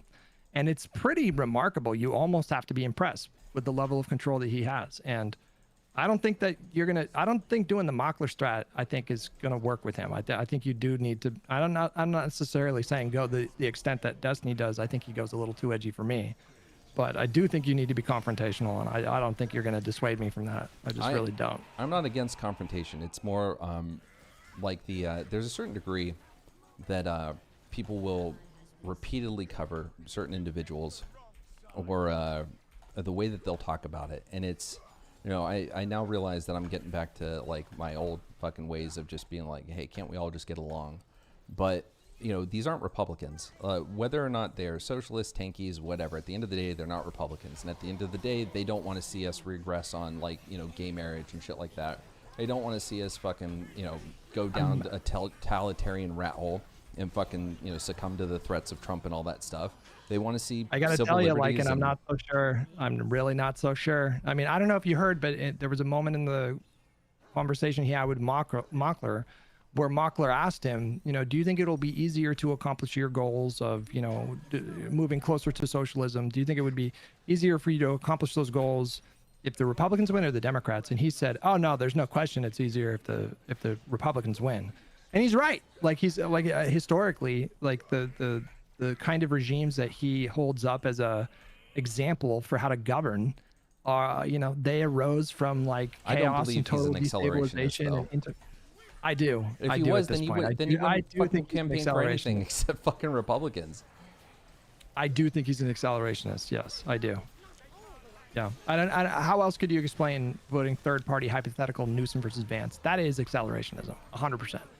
Well, again, that goes back to my, like, hey, I don't like the comment you made, so I feel like I have to, in the online politics space, I have to, not hedge, I have to throat clear a lot.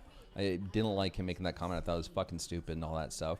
But don't I look like a fucking cuck? Don't I look like a fucking bitch if he accuses me of shilling for Israel, being paid by PV to shill for Israel, and then I go to him and I'm being fucking nice? And I'm not saying be his fucking friend. I'm literally saying you don't even need to engage with him. You don't need to engage with him. If you want, if I'm doing that. Hey, if he says something, look, if I had a bigger platform, I probably would have done a whole huge stream about him calling me a Zionist, right? But I don't. So, you know, I make a fucking tweet about it and I move on, right? So I'm not saying, like, if he's saying shit about you, don't fucking talk shit about it and how dumb it was and all this other stuff. What I'm saying is when you cover him because he's making, you know, some, like, again, his Newsom thing. You want to cover that? Cool. Do it. All I'm saying is the way that you fucking do it is going to have an impact on who's going to listen to you. So if you go on and you have a stream that, you know, is more evocative, I guess, of my speaking style, and it's like, hey, like, you can't do this. Like, this is too important of a lesson. You guys should have learned your lesson from 2024. Like, that things got real bad. Things are bad for Gaza, which is a huge issue for a lot of the people in that audience. Things are bad for immigrants in America and all this other shit. Like, and you talk about that. Some of them helped that happen. Some of them helped that happen. They did. And so Yeah, that's, I mean, I literally said, like, you know, they hopefully will learn their lesson. And if they haven't, and they're still having these conversations, again, I address it in a way that is going to hopefully get people to change their fucking minds and not, again, like, just sour them to listening to you. Because Hassan is one vote. His audience is a lot. Listen, I agree. I'm not trying to, I don't have ambitions to, like, deplatform him. I wouldn't even want to if No, I'm I'm a not talking fucking about liberal, that. right? Like, but I'm saying like, listen, I'm just doing my small part, you know, and I do think that I do think that the way that I engage with him is more effective than your way. I really don't think that with people like Hassan, you can be like, he is a snake. He is a liar. He's completely bad faith. He is a bully. And I don't think you should treat those people with respect. I don't think you should treat them in good faith. They're not in good faith. They don't even particularly try to hide that they're not good faith. He's just a total fucking snake. And I just, you know, I'm never gonna be this nice person with him. It's not gonna happen. It's just not gonna happen. I, you know, appreciate your input, but that is not gonna happen. I just not my own dignity, my own self-respect. You do you, boo boo. You I'm know, just saying that I think that it is less effective. Like if the Okay. ultimate goal is entertainment, you're doing great. If the goal is to actually move people, like, and move the needle in a significant, meaningful way, I think, you know, that's where I'm like, hey, I think there are better ways to go about this. Oh. I appreciate the conversation. I'm not going to be persuaded away from this. This is not something that I landed on. By the way, I did years ago have a direct line to Hassan. We spoke on stream several times. He started to get like really, really big. And at that point, I usually don't like, honestly, like the bigger somebody gets, like that's like a content creator that I know, the less I want to reach out to them. Not because like I think it's like makes them bad, but I don't like being clout sharky. I like kind of being on my island and whatever. But I had many conversations with him, kind of touching on this topic, and I was like nice in those conversations. You know, I was a little like playfully kind of jabby at times, but I was overall like it was a nice tone. And sometime between then and now, you know, like he, for example, I think like it started to escalate between me and him personally when he, you know, he pulled up a clip of mine on one of his streams, and it was this girl who had gotten shot in the face, and she survived. And then like a resist lib person, you know, quote retweeted the story and was like, "This is why it's really important to vote." And nothing triggers these tanky fucking idiots that Hassan is like the lord over.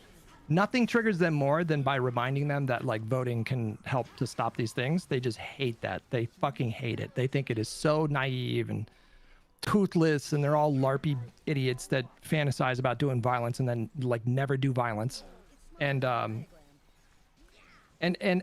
commented on, I was like, well, you know, they kind of have a point. Like voting probably could help if we, you know, like elected more people that were willing to do like gun control measures. And then Hassan pulled up my tweet when he was streaming one day, and he accused me of having liberal brain rot. And I was like, oh, okay, I guess we've crossed a line here. Well, without having seen anything, I mean, I'll take you at face value there. The same thing on my end. I had a couple of debates with him, and you know, then I fucking, you know, I got lumped in with everyone else he hated, and you know, that was that. Well, that's because he's bad faith, and he tries to smear anybody who might criticize him, and maybe he feels as a threat to him, so he calls everybody like Destiny Orbiters. But by the way, I just want to say that that young woman that got shot in the face, she came out with an op-ed the next day stressing the importance of voting. So he did all that fucking bullshit. What's up, Lonerbox? He did all that fucking bullshit white knighting for this young woman, and then she took my position the next day. So I'm just saying it escalated with him. It didn't come out of nowhere. He started escalating his attacks more and more and more. And, you know, it was a gradual process, but now I have nothing but contempt for that guy. I don't think he's owed any respect, you know. I don't think he's owed any respect. Yeah. I don't blame you. And I think that it's an extreme abuse of his platform to not be using it to guarantee that the Democrats win in 2026 and 2028. So you and I are in complete alignment there. I'm just a more flies with honey kind of. Me. You should join me. No, because I think I told you, I think, you know, I want to let you rap and all that stuff, but like we talked about this the other day, like I think that, you know, there are a lot of moments where we're focused on the crazy lefties and all that stuff, and I think that it is ineffectual. And I think you point them to me, and it doesn't have to be right now. Someone point me to a liberal streamer or a liberal content creator that is working to build genuine inroads to capture that audience's votes. I'm not seeing I don't think you should spend a lot of time targeting them. I think that's a waste of time. You say that, Personally. but then again, did they not have an impact on the election? I mean, in their own way, and whether or not it was outcome determinative. Like my thing is like, if you can claw away, first of all, like he does have big numbers on Twitch, but in terms of like the total share of the electorate, they are very kind of niche and fringe. My concern is his kind of overall, his potential to bring more people radicalized to his side. Like that's what I'm trying to do, is like focus my efforts to just at every chance I get to try to discredit this person and expose what a fucking vapid, dishonest bully he is. But I don't think you should spend a lot of time like trying to court like his stream watchers. I don't think you're going to get a lot of return on your investment there. So what you know what this feels like? Do you watch Fallout, the show on I have only seen the first 4 episodes. Please, no spoilers. So you know the ghoul character at this point? And the girl? Yeah. Have they linked up yet? Not that they do. No, they have. Okay. Yeah, they have. I'm like the ghoul and you're like the girl. That's how I feel. Like give it a few years, and then maybe you'll be thinking like I do. I am. And which is, anyways. But I do have to go. My head is fucking pounding, and I have to feed my pets. So. All right, man. Well, I appreciate the chat, and we'll have to do this again soon, man. All right, man. I did enjoy that, and I hope you guys have a good weekend and everything. Have a good rest of your week. Have a good one, Hutch. Bye. Cheers. Bye. Okay. Fuck you, Conroe. You fuck. So give Hassan 0 pushback, rewind the stream, and then apologize because I explicitly said to do so. Or fucking Banzo, homie.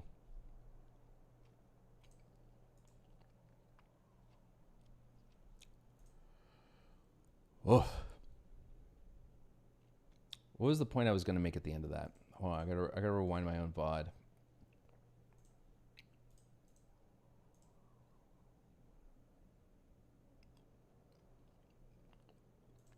I want to use Hutch's VOD.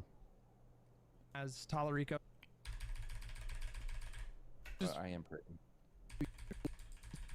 At every, my thing is like Working to build genuine inroads to capture that audience. Oh, like I think his votes. I don't think you should spend a lot of time targeting them. I think that's a waste of time. Okay, so I heard after 2024, like I heard they don't matter and whatnot, and then I heard they cost us the election. It's like when it comes to that stuff, it's like pick a lane. Either they did or they didn't. The left is growing.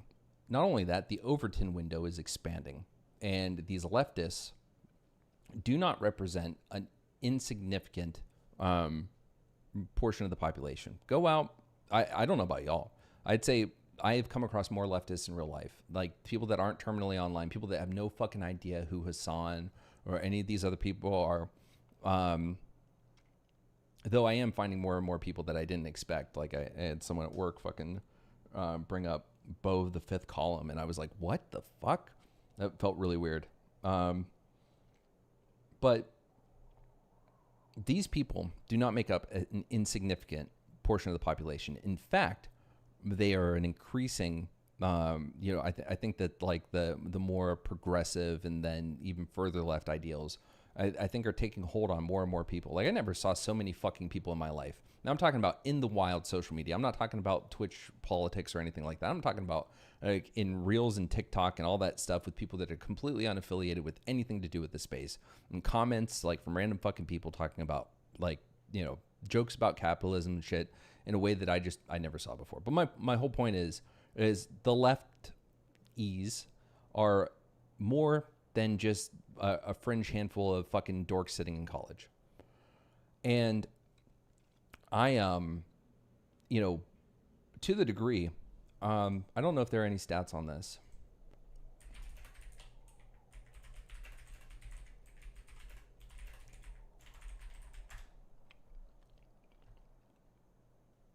So 25 to 28% of Americans identify as liberal or very liberal. But I can't find a real breakdown of the ideology that identifies like that fucking group, right? But I don't think I'm crazy to say that, 2% of adults identify specifically as gay. To say that I'd say the lefty population, though probably some decent amount overlaps with that, but like the lefty population is at least as big as the gay community. And I believe that it is important for the gay community to feel that the Democrats have their back and that we are a party that is going to support them and not compromise on them. And I'm about to get into about 12 fucking different things here. But when it comes to the lefty vote, it is my belief that they are substantial enough that we do have to make inroads and that we can't fucking ignore them, especially if it continues to grow. We have to at some point, because we want to let them grow and do their own thing and fester. They'll continue to get bigger and they'll continue to become bigger and bigger spoilers. So we bring them in. We can de-radicalize, though I don't think being a lefty doesn't necessarily mean you're fucking radicalized. Again, did you hear Aaron speak? It's clearly not a fucking radical. So lefties are a piece of the voter base and they have a place in the tent, and we want them at the fucking table under the tent eating the meal with us. We want them there. Does that mean they get to dictate the fucking menu? No. We have enough power. It's kind of like inviting a vegan over for dinner. Do you get to control the menu? Yes. Could you serve fucking steak and chicken and coat everything in butter and cook it in chicken stock? Yes, you could. But guess what? Your vegan friends aren't coming over fucking dinner if you continue to do that shit. If you have zero regard for their dietary, their dietary needs, they're not going to come fucking hang out with you. And it's the same thing for the leftists. If we continue to pretend that they don't get to do whatever, it doesn't stop people from turning fucking vegan, but it does stop those vegans from coming over to fucking dinner. It's how I view the lefties. And that's one of the things that Rashad was making a point about, is making people feel like this party is going to support the people who need it. And we have to have that clear, concise messaging that not only are we anti-Trump, not only are we anti-MAGA, not only are we anti-Republican Party and the antithesis of that Republican Party, but also we have your best interests at heart and we have a way to fucking make your life better. That is necessary. And if we don't have that welcoming message, we're fucked. The same thing with like fucking Ezra Klein suggesting in any way, shape, or form that any kind of civil rights issue, like black rights or women's rights or whatnot, like that those could be on the chopping block and that we could accept someone into the Democratic Party who's going to deviate from that. And I don't mean as a voter, but as a politician, because again, they have a national impact. Like we need to make there are plenty of Democrats that are in line with us that are just not motivated to vote. So we need to get people out to vote. On top of getting people out to vote, we need to get people that feel supported. So we need politicians in office that are going to make a platform that makes every divergent group within the Democratic big tent feel welcome. And the people that have been outside it, whether it's from the left, the center, or the right, make them feel welcome and make it. And again, I say the right is those fuckers have to convert, right? Okay. I'm not talking about like adjusting our views. It's the opposite of the point I'm making. We need to make a platform that makes people excited and makes people want to be a part of it. So I'm cool with like toning back the woke scolding and, not being so preachy. And I am also not one who wants to, that doesn't believe in the fact that, Obama gave his little speech back when politics were civil. And Obama said, that whether on the left or on the right, like I want to work with you. Like that's the kind of party that I want. So I don't want obstructionists and I don't want, but I also don't want a party that is just going to be the same old status quo bullshit. And we can subvert the status quo without being fucking crazy. But we can't do that if we don't give the crazies a healthy outlet for their legitimate concerns. That is it. I want to make the people on the left, the further left, feel that we are hearing their concerns and that we are going to, while they can't have everything they want, and that a lot of it is untenable within, the country and the world that we live in, that a lot of those needs and wants are going to be answered. And there are a lot of those that we can fucking answer. But the status quo shit, so, like some Democrats waffling when it comes to Iran, repeating a lot of the propaganda talking points from like 2003 with Iraq, that's the kind of shit that pisses people off. And that is the, that's the area where like the lefties talk about lib shit. And it's like, you know what? A couple years ago, I just really had the realization, like, I don't know, sometime in like 22, I don't remember what it was. Maybe it was around the time of, some things going on with Ukraine. I don't remember what it was, but like I started to kind of get what people were talking about when they said lib shit. And it's the status quo. It's not doing good enough. Because yes, I will never deny that liberals, Democrats in general, being in office is better for a lot of people, right? And we live in a society where there is, we do have a bicameral legislature with the two different parties that are, constantly growing further and further apart. And I want some semblance of a party that is willing to address the darker recesses of the Republican Party and, stand as a vanguard against fascism. But I also want a party that is not going to compromise on our ideals. So all that to say is we can have that and we can make inroads with these fucking lefties. And so, yes, Hassan is not going to be one to bring on someone like myself or Hutch to have a fucking debate unless, I get another 30,000 fucking views concurrently. And then we start a beef. And even then it's not guaranteed, right? But if I make a video about Hassan and all I say is this guy's a fucking moron, what an idiot, oh my God, he's so stupid, does he not read a fucking book, he's living in his lefty fantasy world. If I say all that shit, rather than saying, hey, showing your hand when it comes to Newsom right now isn't the best idea. And if you want to say something like, hey, if Newsom wants my vote, he's going to have to earn my vote. And to earn my vote, he's going to have to show that he is strong on this issue, and this issue, whether it's healthcare, whether it's, criminal justice reform, whether it is, not being weak when he takes office and actually handling the deeper roots of the MAGA problem in a way that is in alignment with the Constitution of the United States and our laws and all that stuff. If he wanted to come out and say that, like, I'd be cool with it, right? So if I make that kind of criticism, that is much more digestible, even if there's still 60% of that audience that is not going to be open to it. But Hassan watches the video because it's big enough and enough people are talking about it, and he watches the video and reacts to it. There are going to be more people, that 60% immovable, but of that 40%, to quote Mitt Romney, there's already the 49% of people that have decided they are not going to vote for us. We can't focus on them. We got to focus on the others. That's what I'm talking about.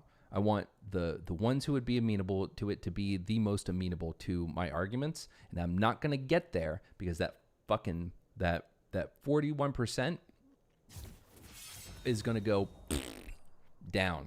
It's going to go fucking down. If I say Hassan is a stupid, dumb, fuck, himbo, lefty, commie, piece of shit, wants to destroy the country. That's what's going to happen.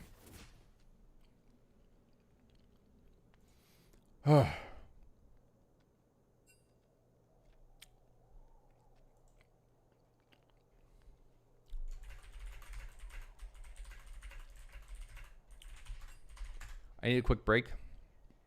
I'll be right back. And then Aram.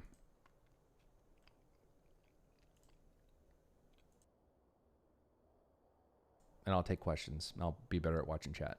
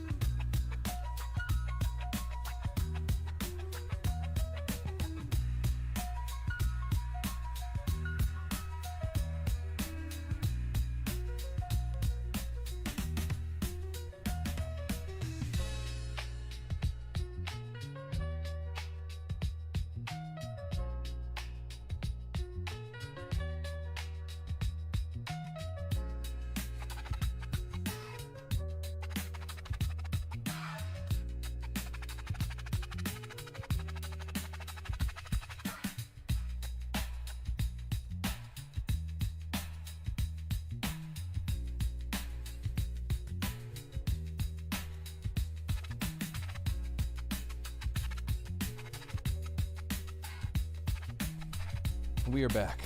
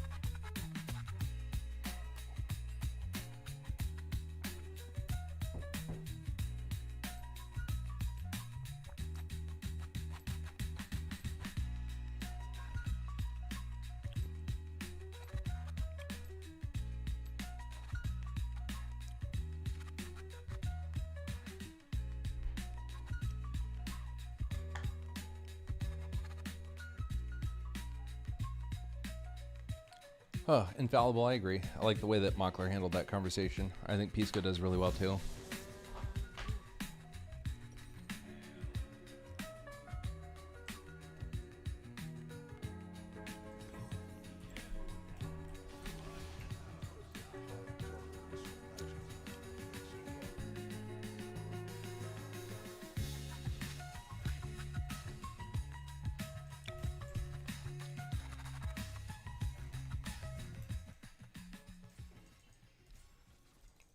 Can't we all just get along?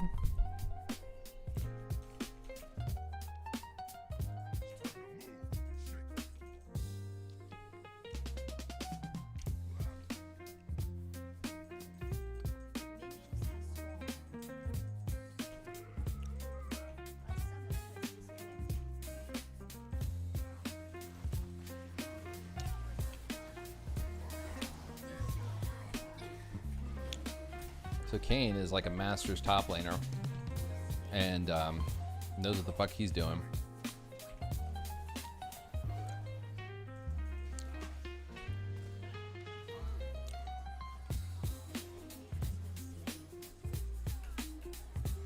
I forgot what my W does.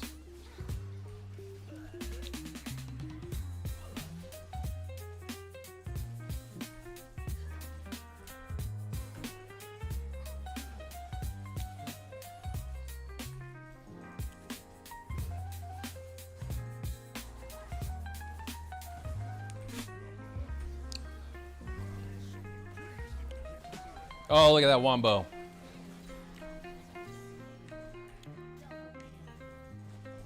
Ugh.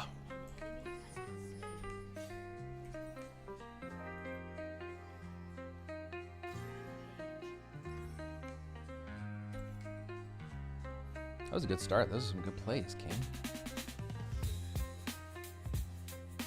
Ness's top arc soon?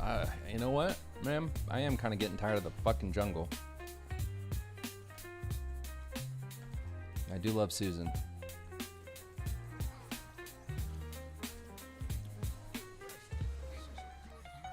I tried Nasa's jungle for a couple days. That was fun.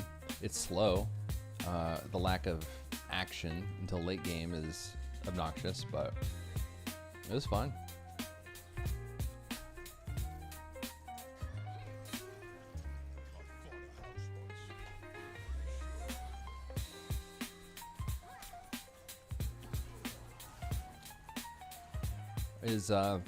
Is League like StarCraft in that all the better players are in, the best players are in Korea and the better players are in Europe?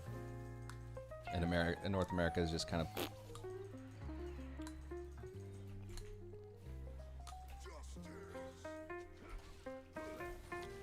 Man, what is it about Americans that just makes us suck at video games?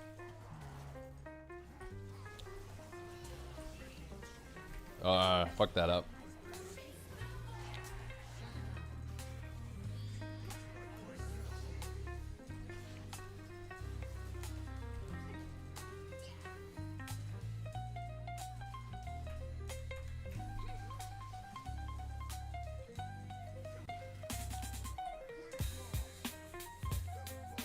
I want oh, I need more water. I'm getting a headache. Oh, I haven't had coffee today. Jesus, that's it. Fuck me. I'm like, where's this headache come from? I have not had caffeine in 48 hours.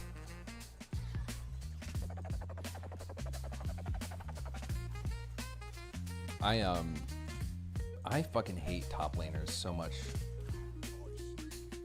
And now remember, Kane, I'm talking from a bronze silver perspective. But top laners are the ones that are usually the ones who can't play against a counter pick and bitch the most about not getting ganks.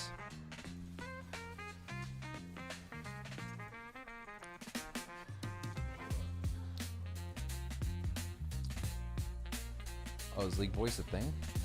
Is that what this is?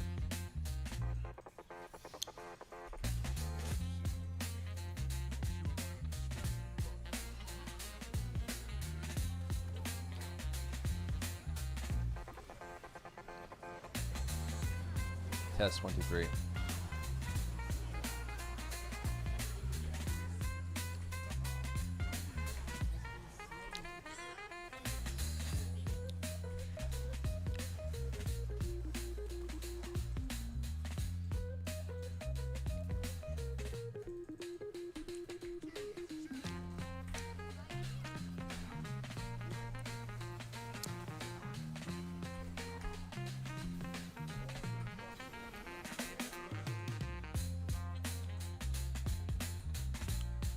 I need to die and get my heart steel.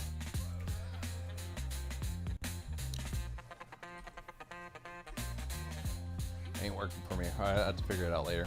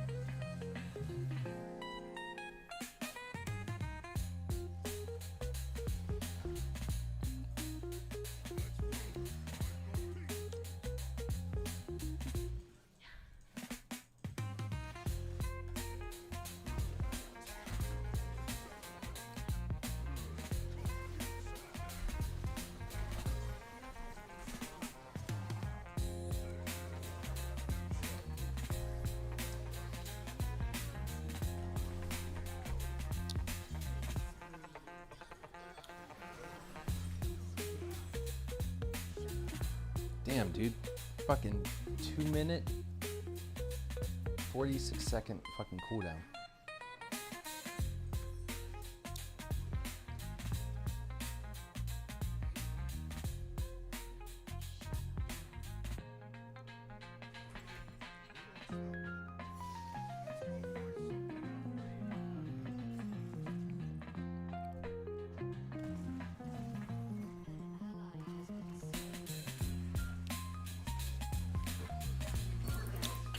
Right, motherfucker. There we go. Sounds like there's murder happening. No way. It's Lycan. That is. No way. It's Lycan. Oh shit, there's a massive echo going on my end. It's a disaster. Oh my god. His League voice is amazing. Dude, my bad. I didn't know it was this crap. Oh god, I love you guys. I'm gonna turn this off. Peace. Yeah.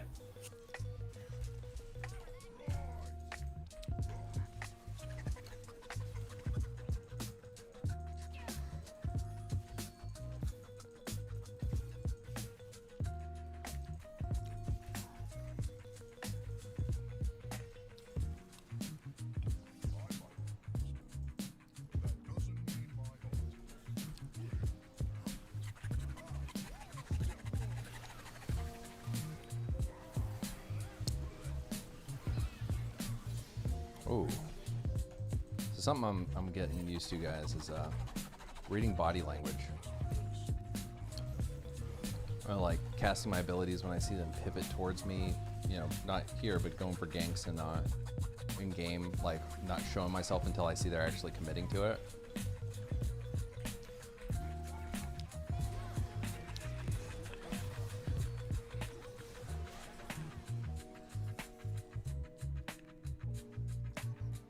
I could have waited a little longer to die and back, but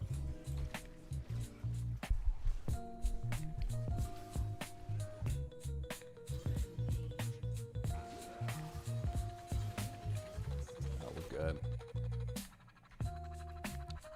And Kane being a top laner probably knows how to play Zac. Clearly knows how to play Zac. I mean, that first play with the fucking grab and smash together right off the bat, he knew the moves.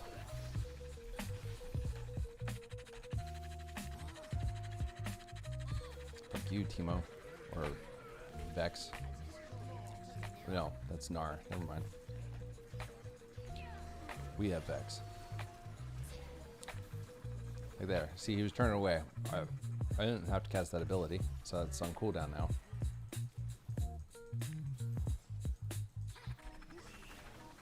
There, he was committing enough.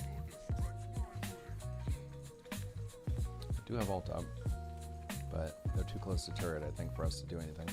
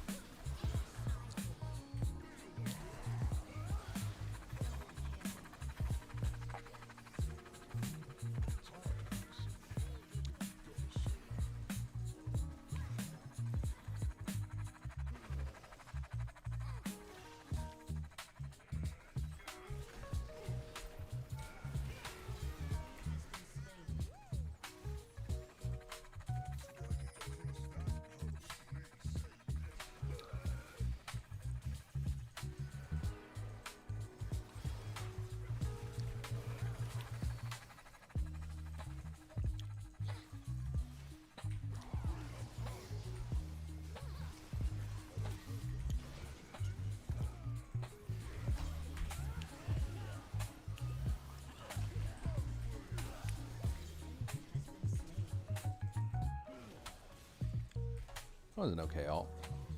Wasn't like some epic save in a team fight, but moved the needle.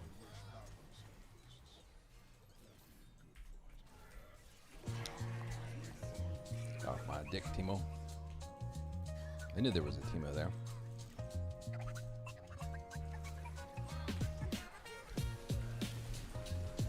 Give me a hit.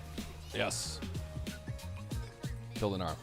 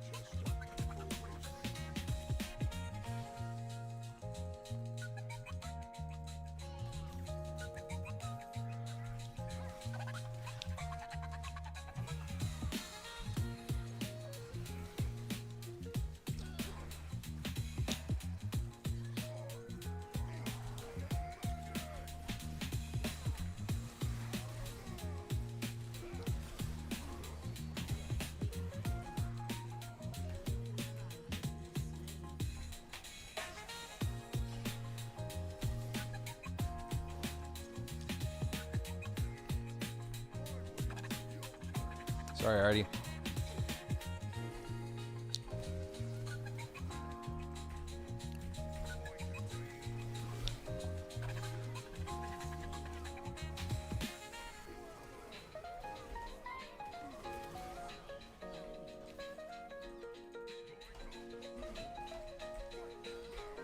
I keep fucking up my W, forgetting I can hold the shit.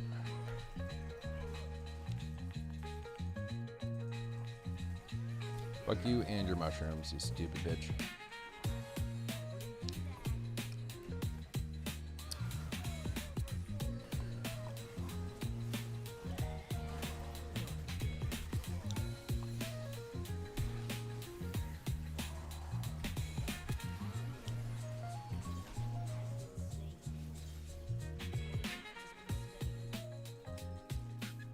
Oh, kind of playing smooth tonight.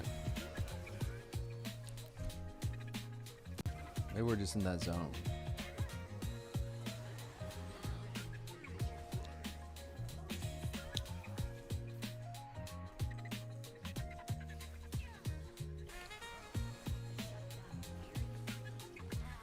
Oh, I meant to.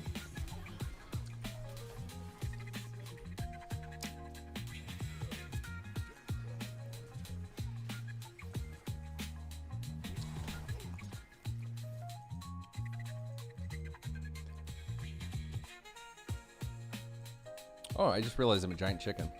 I didn't even look at what skin I got.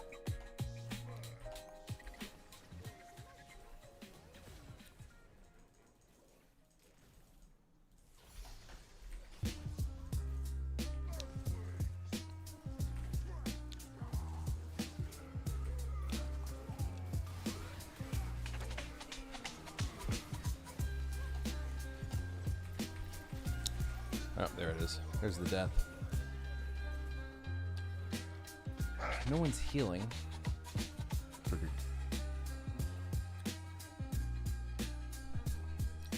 That is something I always mean to Google. Does Thornmail work from a distance? Like when range is attacking me, is Thornmail kicking in?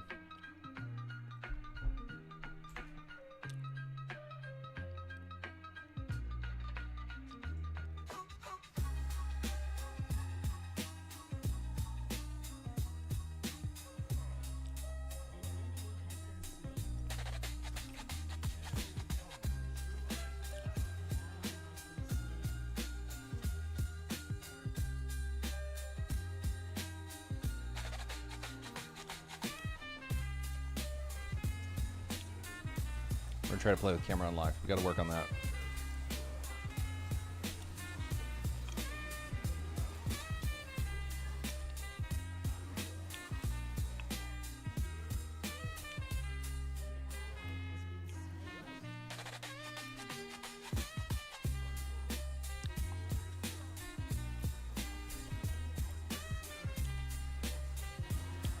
No, it's too late. I'm sorry.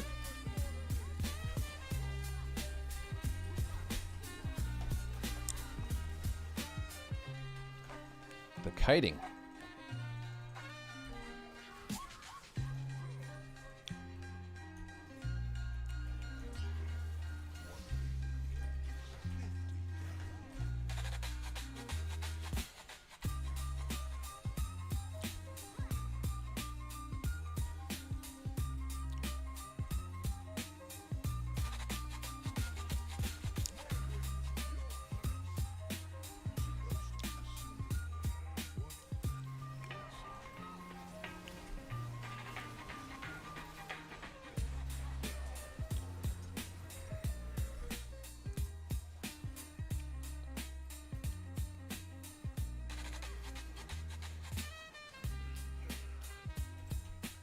We have to go Rand wins this game. Crit. Crit. Not enough. There is enough from this poppy. I might have to. And, I mean, it's a lot of armor, right? So...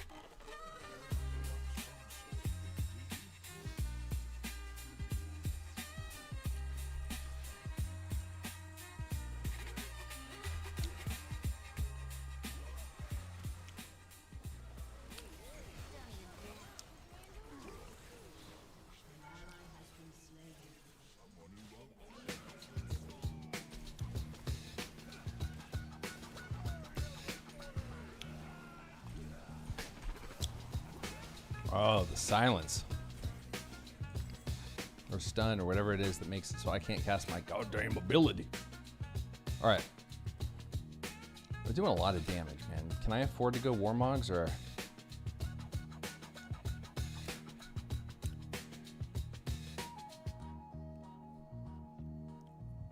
I feel like I need to go Randuin's.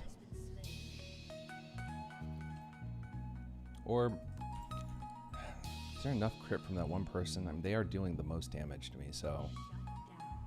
No, actually, Poppy isn't doing shit to me.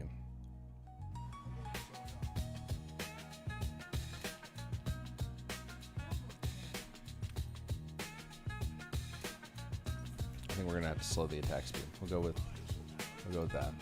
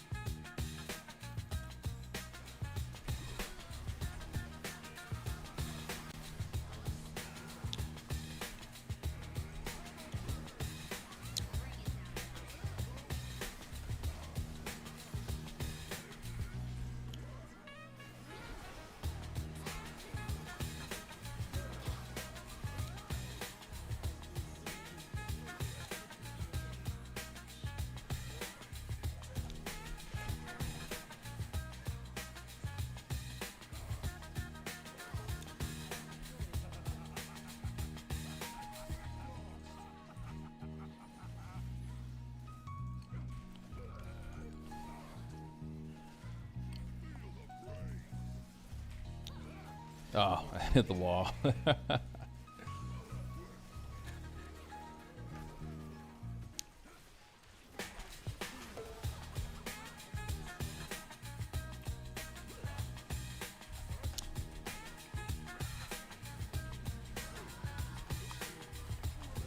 Oh, get the inhib. Get the super minions out there.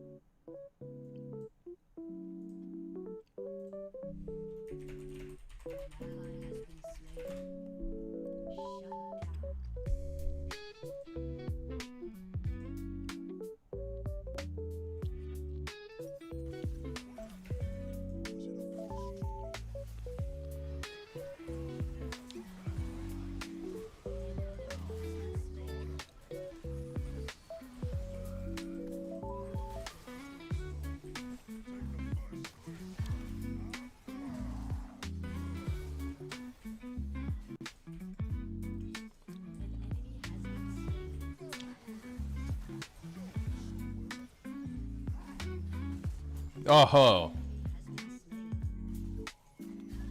That's my Nami.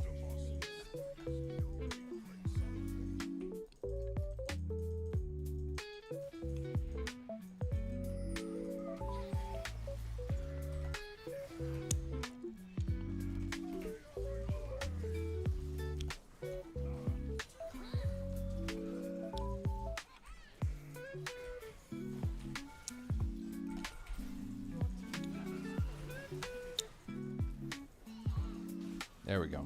Inhib down.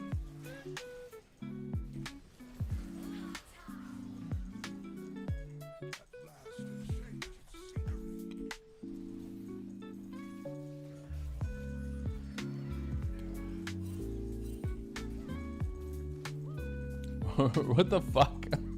What is this?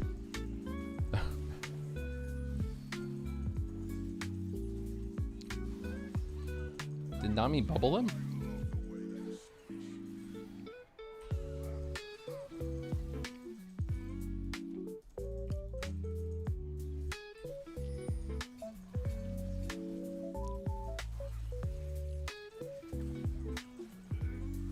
You're chunky as fuck.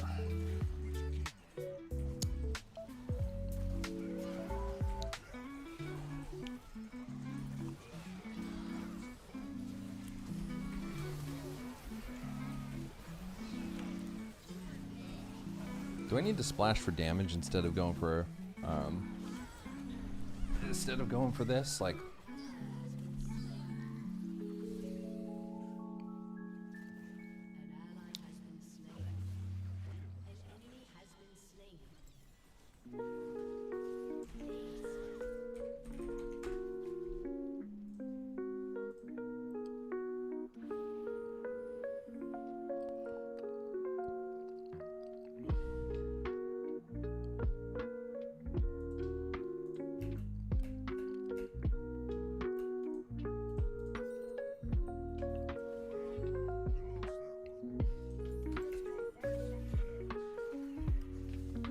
well, this may have been stupid.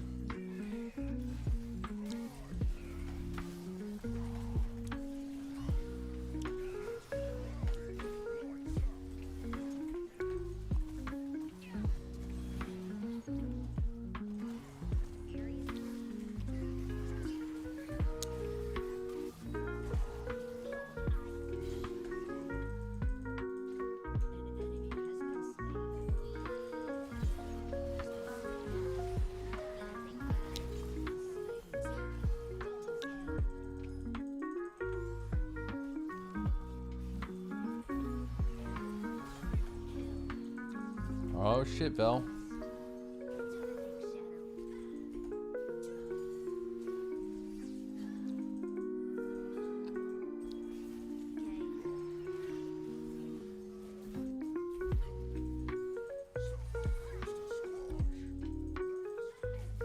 Timo, fuck you.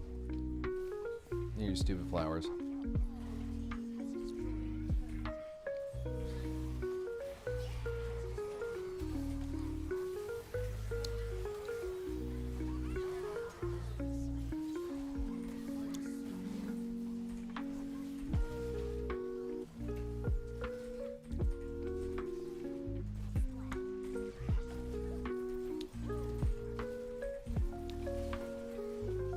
I fucked up. I was trying to alt and I couldn't get it off.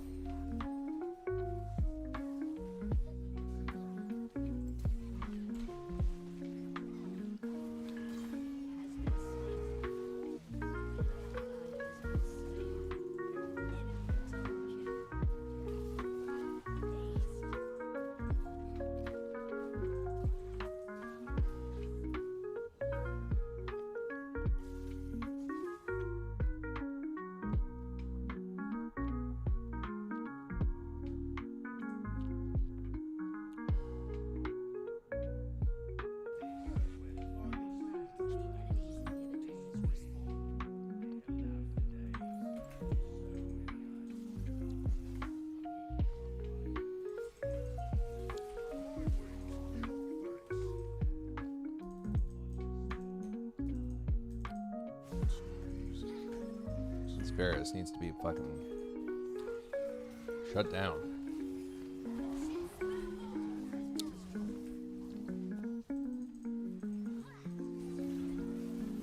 Did I wall again or did someone stop me?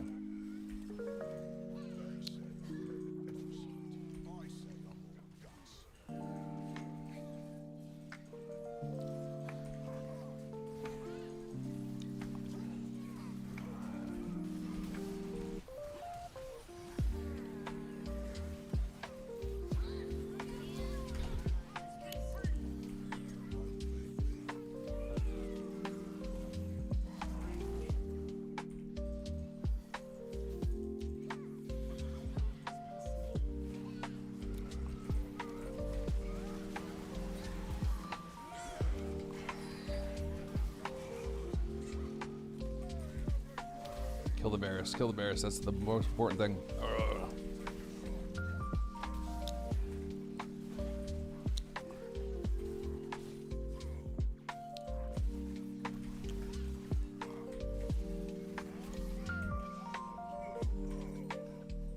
Dude, I want to make like a compilation of what the fuck I do with my mouth when I'm playing this game.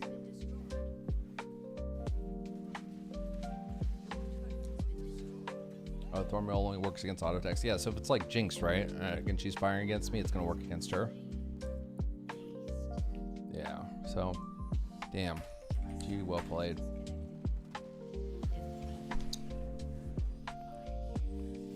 That was a fucking, what a game. I'm not too unhappy with my play there.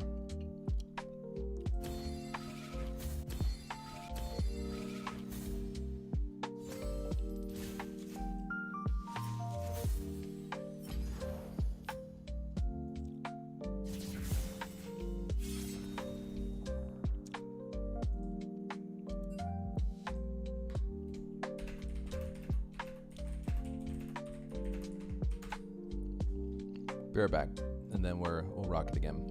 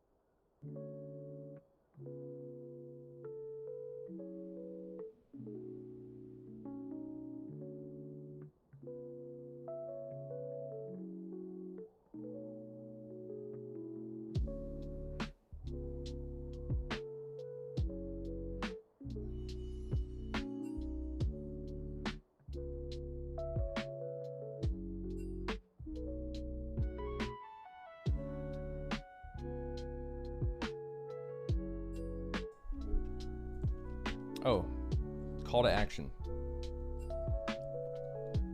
I have a new YouTube channel, folks. It is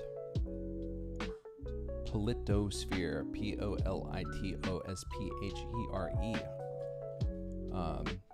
So if you go to youtube.com/@Politosphere, I need to update my commands and stuff, but yeah, if you go @Politosphere, it's in there.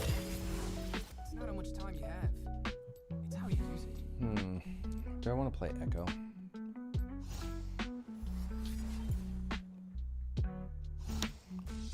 By my will, this shall be finished. Okay, good. Someone else picked up Warren. It's not how much time you have. Because I cannot, It's how you use it. I cannot guarantee that I'm going to be a decent Orm.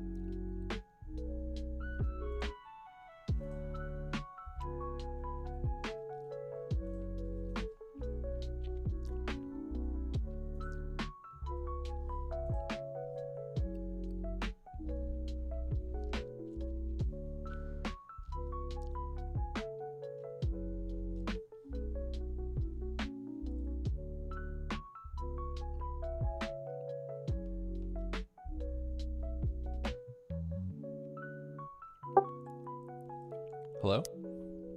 1 second. Hello? Hello? Hello.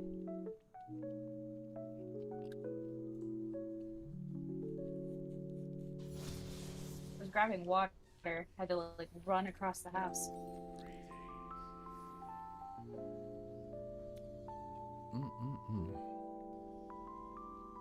You should check your mic settings on Discord.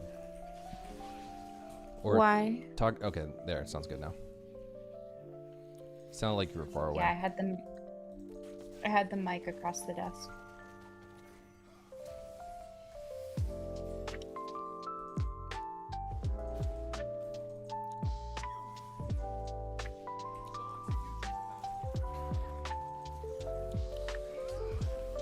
Oh, and Kane, if you're still listening, you should know I don't really know what I'm doing with fucking Echo.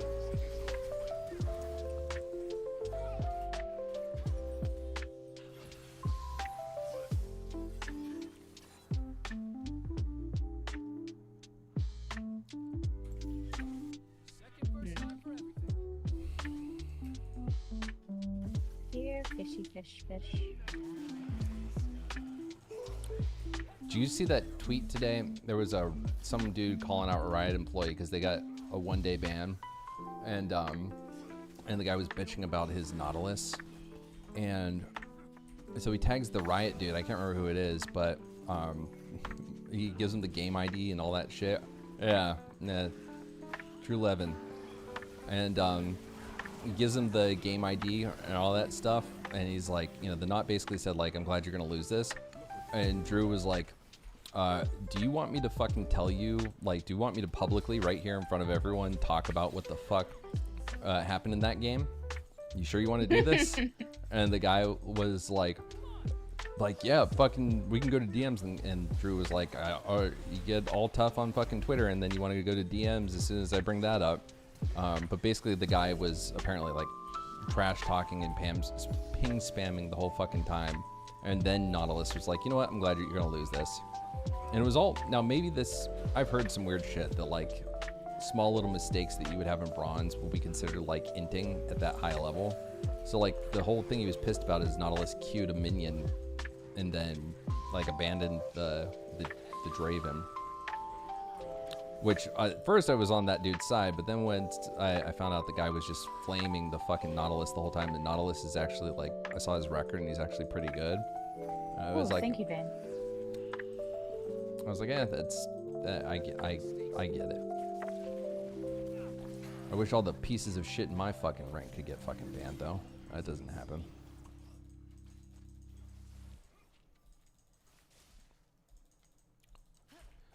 Well, I'm assuming that's because you weren't shit talking.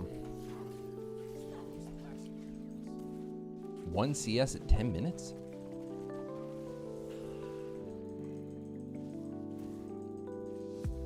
Oh, man. Who was the jungler? Or what was the jungler, rather?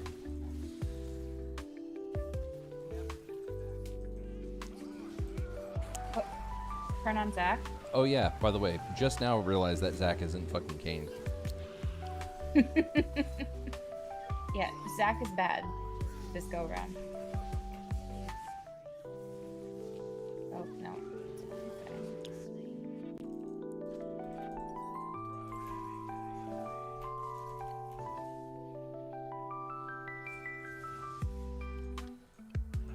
I've had games like that where, you know, I get hit with the JG diff, and it's because, you know, the enemy jungler's like, his jungle tracking's on point. He's just better enough that I'm losing my shit, and I'll get hit with that.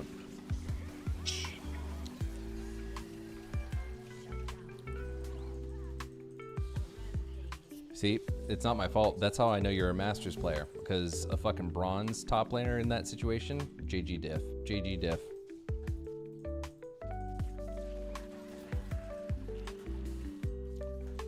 You know, I used to think that there's no way League of Legends could be as complex as StarCraft.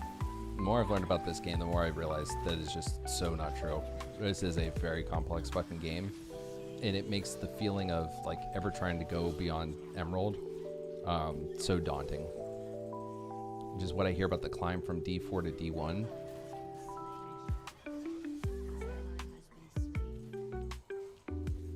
What I was trying to do there. How, I mean, I'm down for that. How would you want to show it?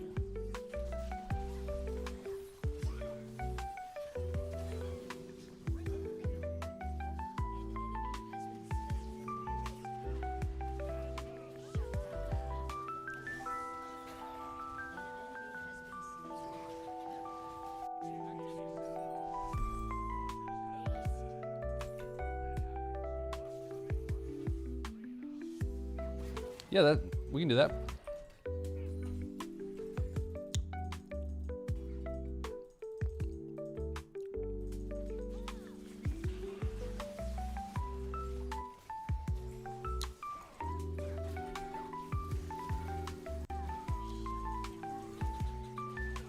Hell, if you want, I was gonna play one ranked game after this. If you want, you can over the shoulder coach me on a Susan game.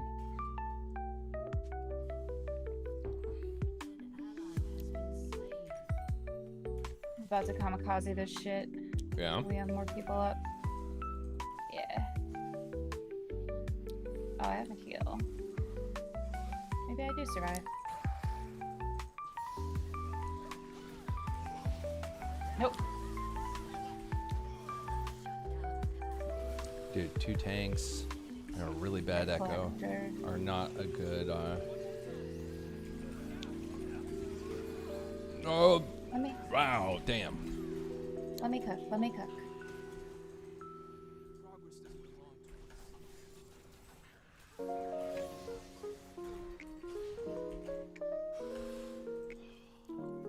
Throws a device, hitting champion, reaching the end of its range, expands into a field that slows enemies by 6%. After it expands, Echo recalls it, dealing more damage.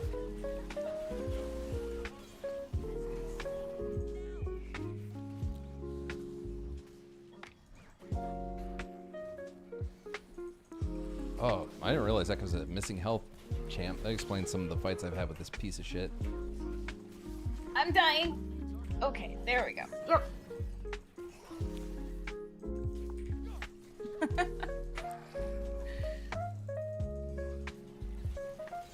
Well, we did some damage to the turret. We're doing all right. We're doing all right.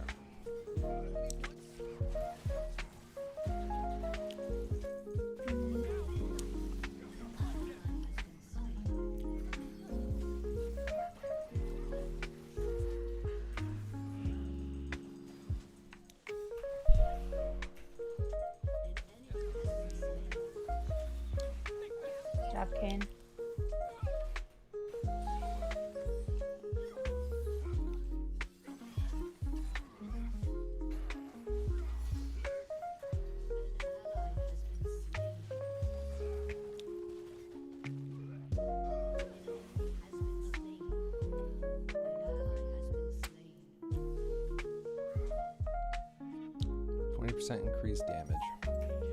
So item feels broken.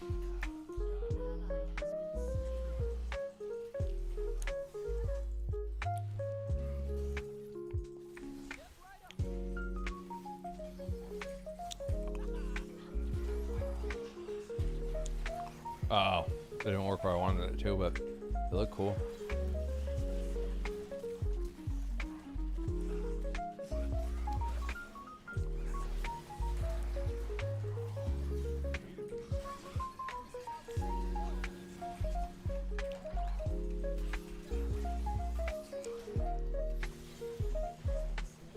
All right, we're getting the hang of Echo now. No! I will not die to a Nami ult. No offense, Artie. None taken. Oh, did you see that bait? Mm-hmm. Nope, I did. Got her.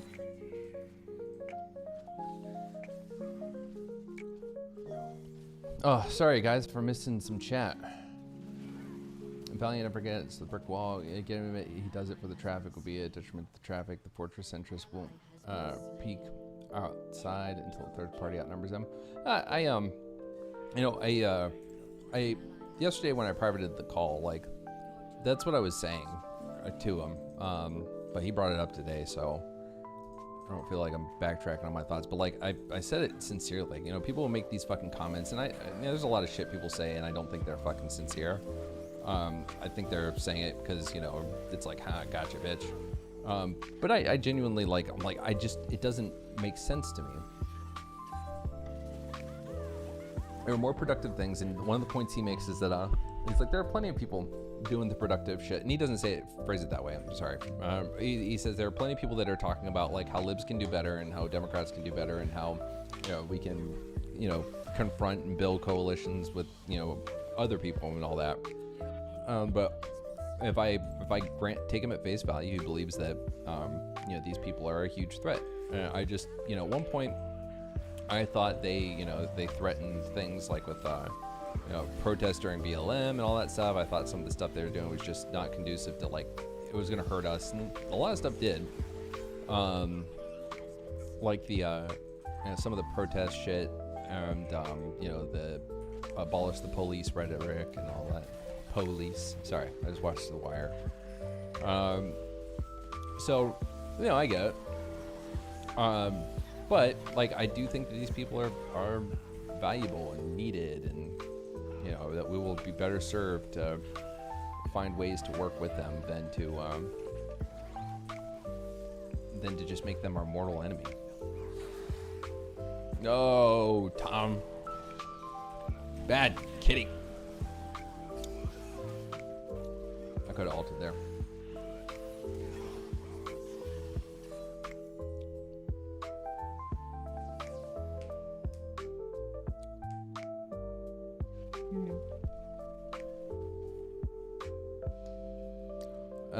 And you know, I'm sure that there's a degree to which, you know, I'm an American exceptionalist, but like not in the, you know, I don't think Hutch is like the American exceptionalist in the way that the, you know, hold on.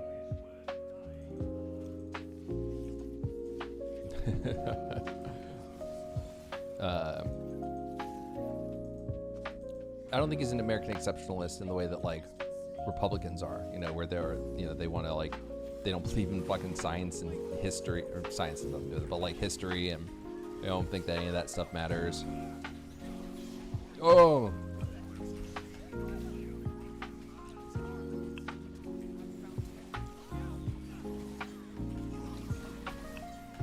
Oh, we're coming back. Team's got moves. Let's get the turret. Dude, some people might think my fucking account is boosted because I am on such a bad losing streak. I'm only 47% loss rate, but like I'm for this season, but I am at such a bad loss rate recently that I now get 15 fucking points a win. Like that's how bad it is.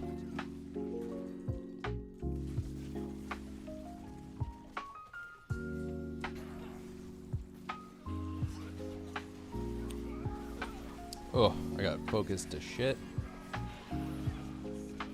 Where's... I don't know where the fucking DPS is. There it is. Stop being so big, fish. Alright, let's try to get Nami. No.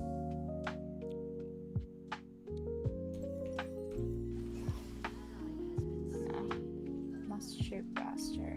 Must shoot faster.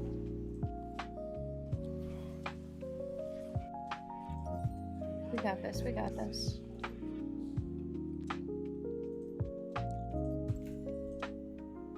I'm starting to Oh, come I should not have done this.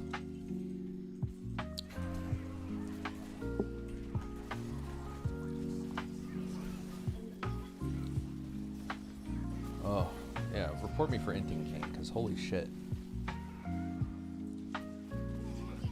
Dude, I was in a game with a Vlad. That's Vlad, right? I was in a game with a Vlad in ARAM Mayhem, and it was fucking nuts, man. He was ungoddamn killable.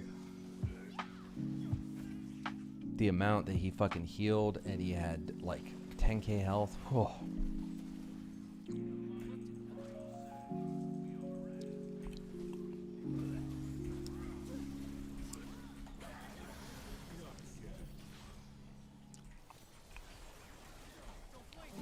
Mind me, I'm just gonna heal off minions. Oh! Damn. That percent health damage really fucking, whew.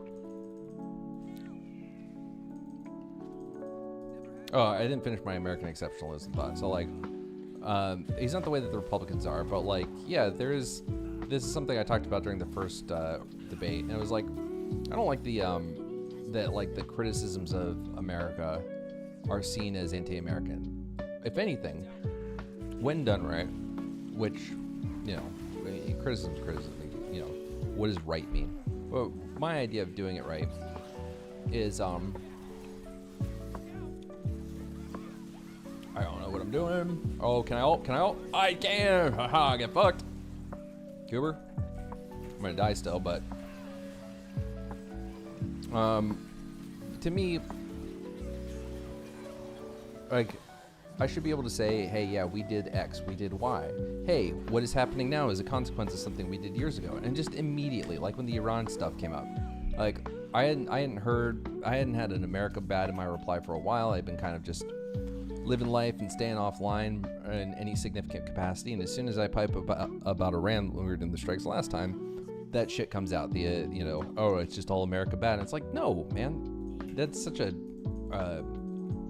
thought-terminating way to engage with it. It's not, ooh, America bad. It's, hey, we did some fucked up stuff, and we need to take that into our calculations when we are determining our foreign policy. And yeah, I think a country that we are kind of responsible for ending up in the position they're in right now, we can't just use that fucking dictatorship or that authoritarian regime as our reason to do some fucking shit that we shouldn't be doing.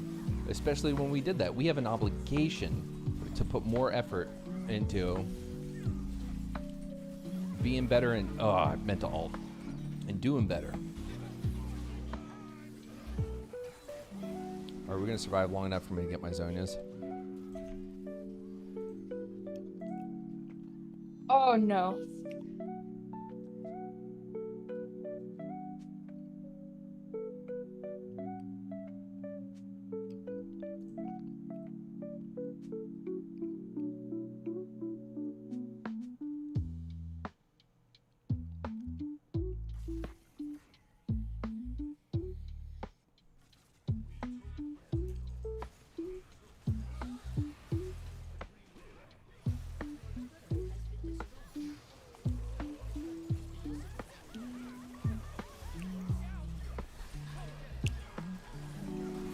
I gotta, oh, we gotta open the menu. Oh, fuck.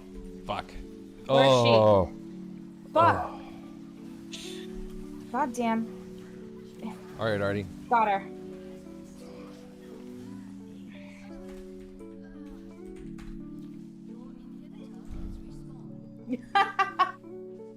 We're still in it. Wow. I love when that happens. Holy shit. Nope. Nah, they earned this.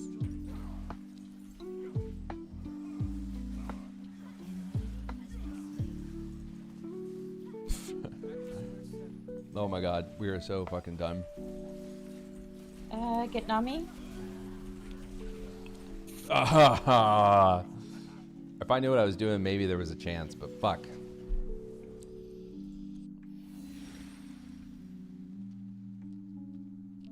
Damn it, I can't go out on that one. Alright, well, you go and play another. I told Kane I'd do a review with him, and he's gonna overwatch me for a ranked game. You're welcome to stay in the chat. Heard. Yeah, I'll stay in chat, but I'm gonna switch to an ARAM. Give me a sec.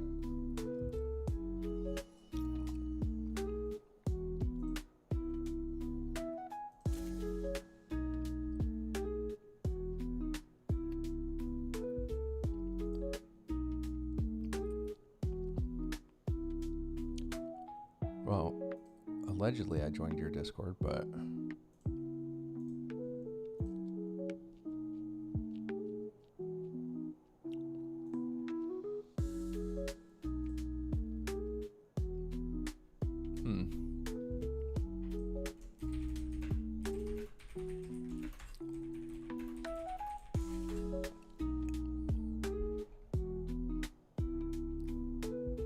Do you need to drop this call?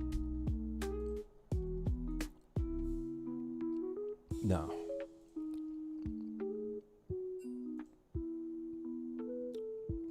I just have to add him as a friend.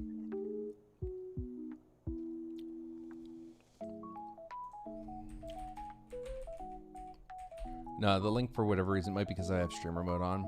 It's not working for me.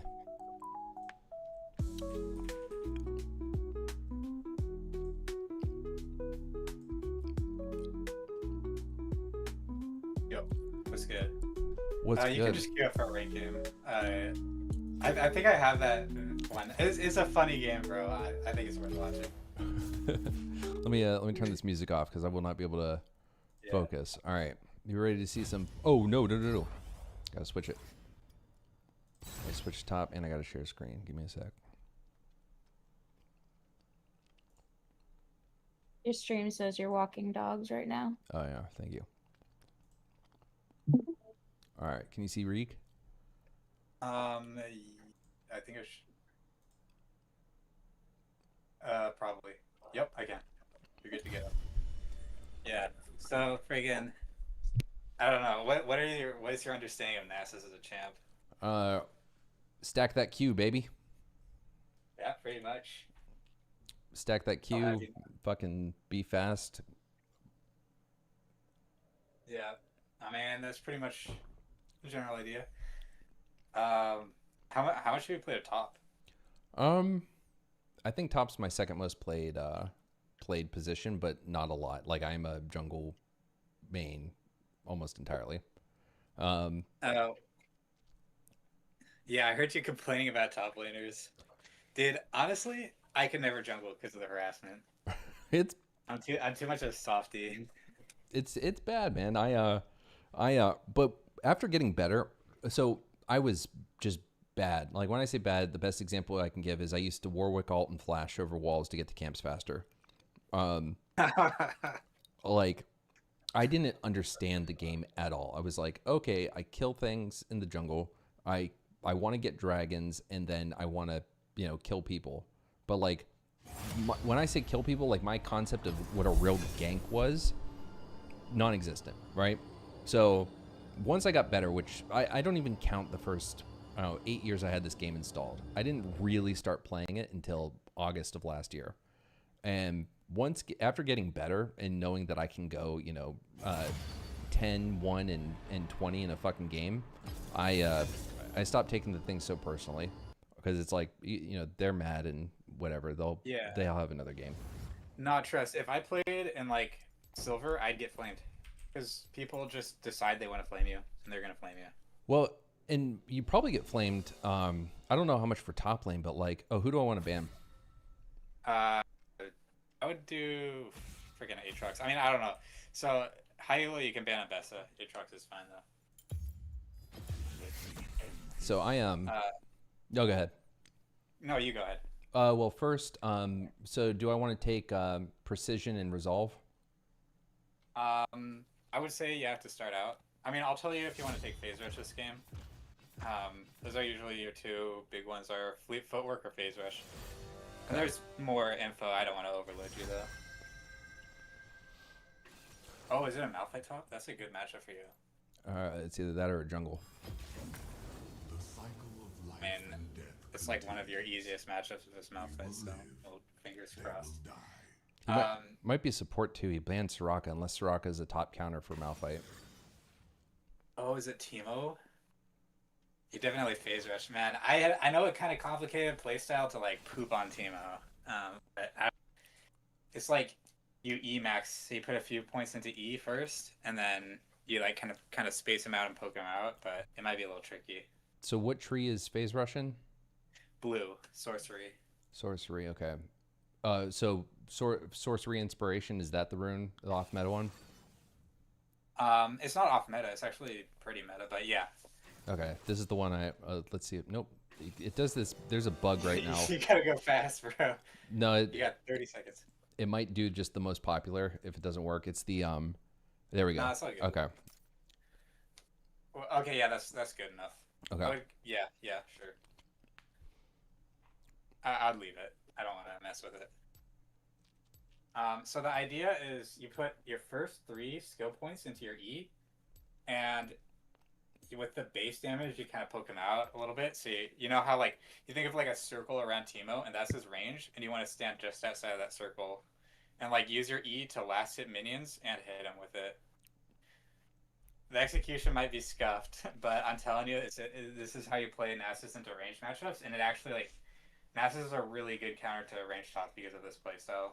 So am I using the E to kind of like phase him out, and if he gets close, then I give him a whack? Yeah, I mean, yeah, you space him, so you try to stay at the edge of his range and out of it, and you use your E to last hit minions and manage the wave, which is a skill. So, Doran's Ring. No, undo that. Yeah, if you Emax, you have to go Doran's Ring or you run out of mana. So I'm going straight like E right now, right? Yeah, so I would go E level 1. And yeah, Teemos will always cheese you. Every Teemo does a different thing. You don't have to... Dude, I don't freaking ever... This season, I don't ever body ward for my jungler because no one ever invades. I would have walked to lane, but now I wouldn't because he could be invis and mess with you. So you're going to want to walk with your minion wave and stand in the caster minions when it kind of gets to the lane. And I'll try not to overload you. You're going to do like 30 things wrong, and I'm going to try not to say every time. That's all good. And yeah, kind of imagine like a circle around him. Be careful. Like, hit him with the edge of your E next time. Walk back. You can't hit him. Just let him take that minion aggro. He's taking a ton of damage from minions. And now, yeah, so just kind of last hit with your E. Last hit. Uh-oh. Okay, now you're chilling. Just don't take hits. Nah, it's all good.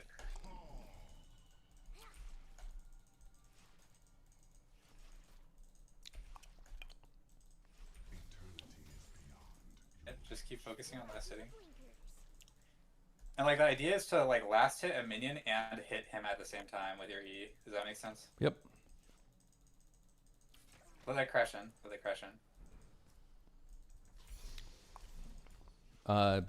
Going down the line like Q or Yeah, Q. It's fine. The stacks come later.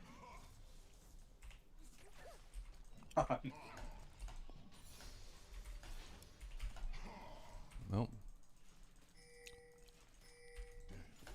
I got it. Fuck you, little rat. There you go. That's the most important one. Yeah. E these. Don't let him auto you for free. You're letting him auto you a lot. Like, you want to like focus on preserving your health more.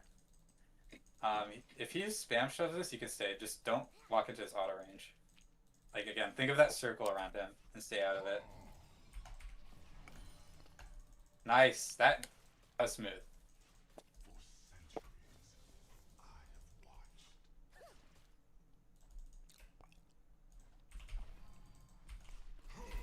Nice. Okay. There you go. You're getting the rhythm of it. Another point into E. Yep. Correct. And then you're going to go one more after this, and then you're going to start maxing Q. Oh, got it. Yep. Okay, see? You're spacing him, bro. It's clicking. Oh. I mean, you could have tried to send it. It was a coin flip for sure. Yeah. He's nice and low, though. Yeah. I mean, it's fine to... E. If you E, you just get all three. That is fine. I would recall. Or if he recalls... Nah, I would recall. You have TP advantage, I think. Yeah, a lot of this stuff is like, if he walks up, E... Oh, I'm sorry. No, you're good. Confusing. You're good. Oh, you're dead. Nah, yeah, the thing is, it's very, like, reaction-based. Like, if he moves like this, then it changes what you do. So it's, like, very hard for me to, like...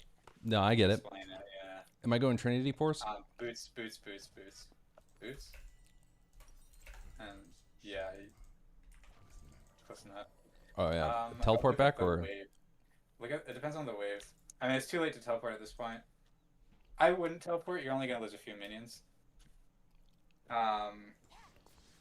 Yeah.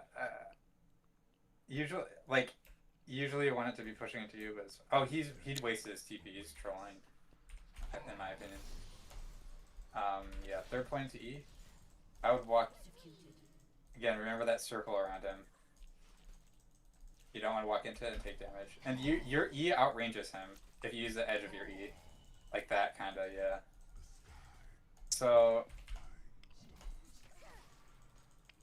and you just whittle away at his health a little bit while you're CSing with your E.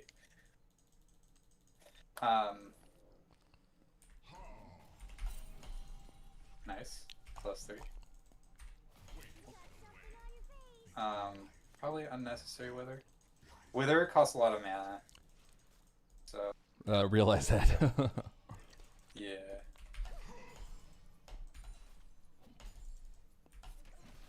Oh, this is bad. This is really bad. Wither and run away. That's a little cooked at this point. Yeah, you can't let him get up behind you like that with no R. Little fucking rat. Yeah.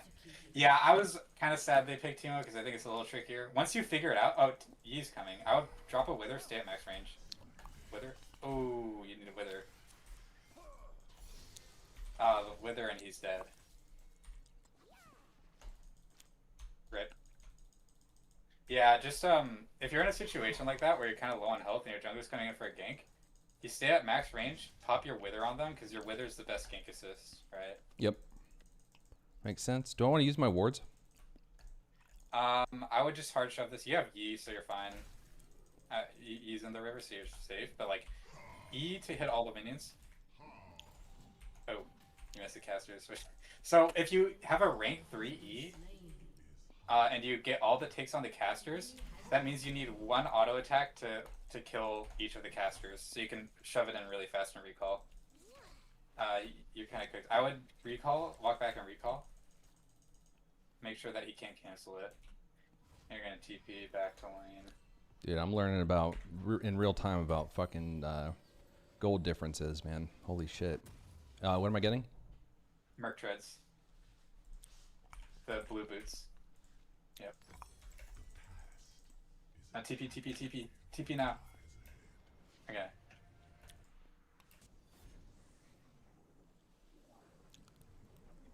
Yeah, I'm not gonna lie, you're in a pretty rough spot, just because you have, like, very little stacks. And Q-Max after this. Oh, fucked up. Oh, good. Honestly, it's like whatever, because it just means that you're gonna play more heavy into the poke playstyle. I mean, it's not ideal, but it's fine. Nah, I legit know, because new players make that mistake a lot. That's why I kept saying Q-Max after this. But yeah, no, I expected it.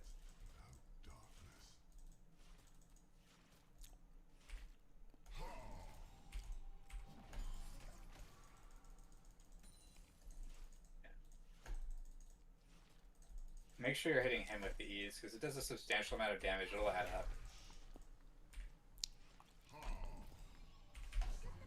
Oh, not ready yet for that. Yeah, correct. I mean, your main goal is to get gold. A lot of range matchups, you don't need a ton of stacks to kill them, right? But...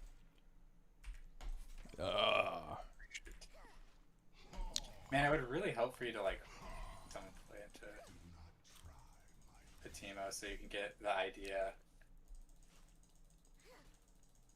See if I have a good range matchup game.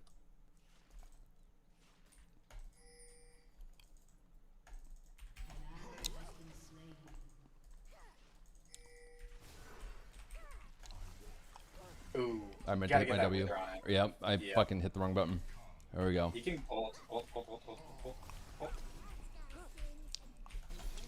So yeah, make sure, it didn't matter, it's totally fine, but you ult at the beginning of the fight, especially before your first Q, because you know how your ult works with your Q, right?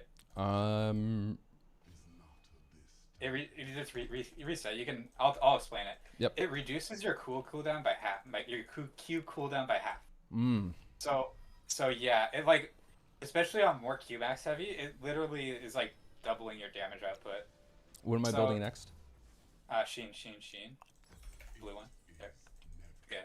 Yeah. So. Yeah, Nasus is very like heavily centered around his ult, right? Mm-hmm. You're very weak early. Once you start getting more points into your Q and your ult, that's when you can start all-inning people with your ult. Nasus is like effectively like twice as strong when he has his ult on. Do I want to help him or just keep laning? I would just show, yeah, just play for lane. If something happens, then you can look. I hate that little bastard. Yeah, it's probably like one of the most pain in the ass top laners you could have got. I mean, there's worse matchups, but it's a pain.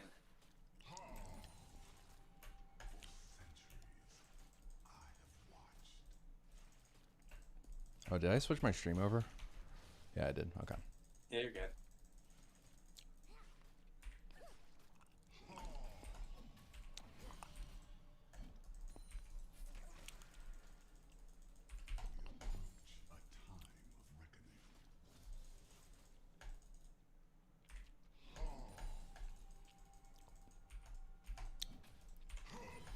What am I at Q damage wise? 243.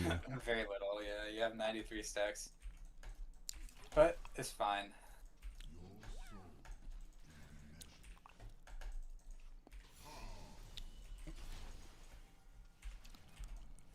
Once you get more points into your E, like, you can be a little more aggressive. Also, don't ever be afraid to limit test. If you're like, I wonder if I can win this fight, you should always take it, because you're just going to learn. Even if it doesn't work out, you learn. That's that a boy. Oh. Yeah.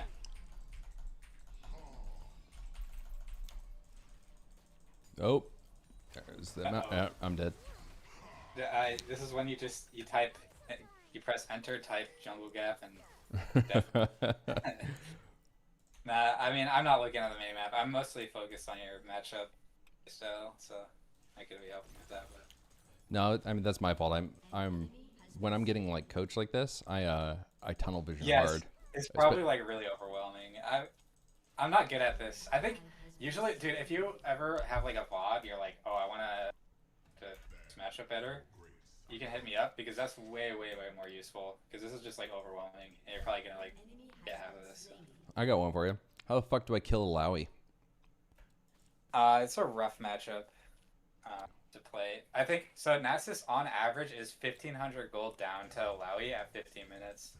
It's his worst matchup in terms of gold, but I as a jungler, like it doesn't matter who's in the fucking lane. I hate going up against I hate ganking someone facing an Alawi. I just never get the kill. Yeah, it's really tricky because it requires your team to know how to deal with her as well. When she ults, the more people who are around her, the stronger she gets. So, yeah, you have to like play to like bait her ult out, then run away, wait for her ult to go away, and then she's vulnerable. But yeah, I mean it's tricky. Hey, I'm ahead in CS.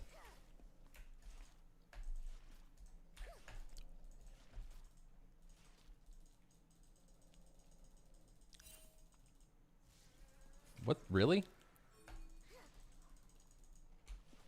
Malphite's in your top jungle, so just don't fight him.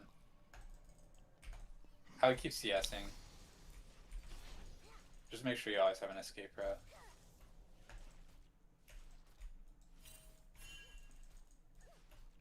Yeah, your team's pinging it. Oh no, you pinged that. There they go. That's what my coach says. Every time I do something that's got to be like, I probably did it badly, but it's something that, I don't know, you don't see a lot of in my league. He's like, oh, you're the fucking GOAT. And it's like, man, you're gassing me up now, but I know as soon as I hit a higher league, I'm going to fucking hate myself. I wonder if your coach knows me. That would be awkward. You know Gemini Jester? Usually they would know me. No ego. But I'm the Nasus player whose name is Kane in all caps, so people recognize me. He might. He's how long you been Masters? A few years. Are you like Masters 1 or? It's all the same. I mean, I fluctuate. Right now I'm pretty low. But like I've been higher. Fucked. Oh yeah, wither and run. Ult. Oh, you didn't need to ult. Try to get your rank 2 ult here. And if he goes for a dive, ult. Ult. Oh my god. Big dick. Oh, big dick to go for this. Oh my god, close. That was a close one. TP back? Yeah. Should I be buying red wards or anything? Nah, no way. Thank you, Too Master E. expensive.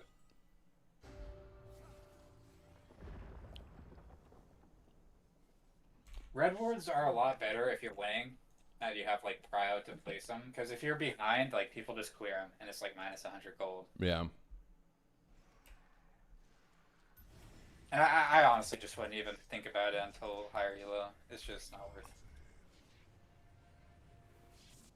TP there is kind of sketch because the wave was even. TP. I mean, at this point in the game, I generally just don't TP. The waves become less important as the game goes on, right? Like the early waves, it's like super important to catch them, but.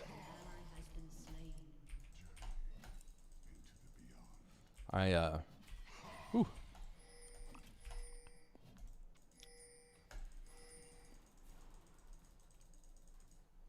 Just hit with a Q and walk away.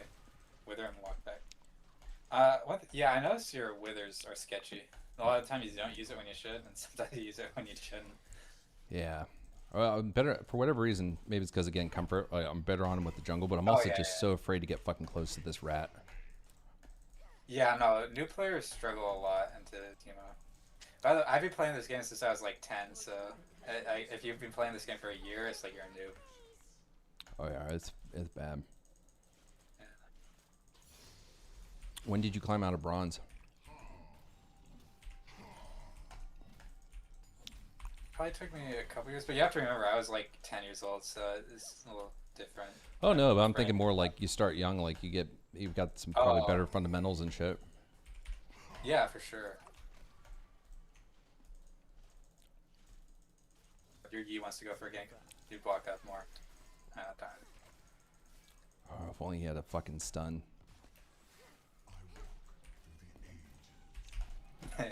Your Yi might be a little pissed.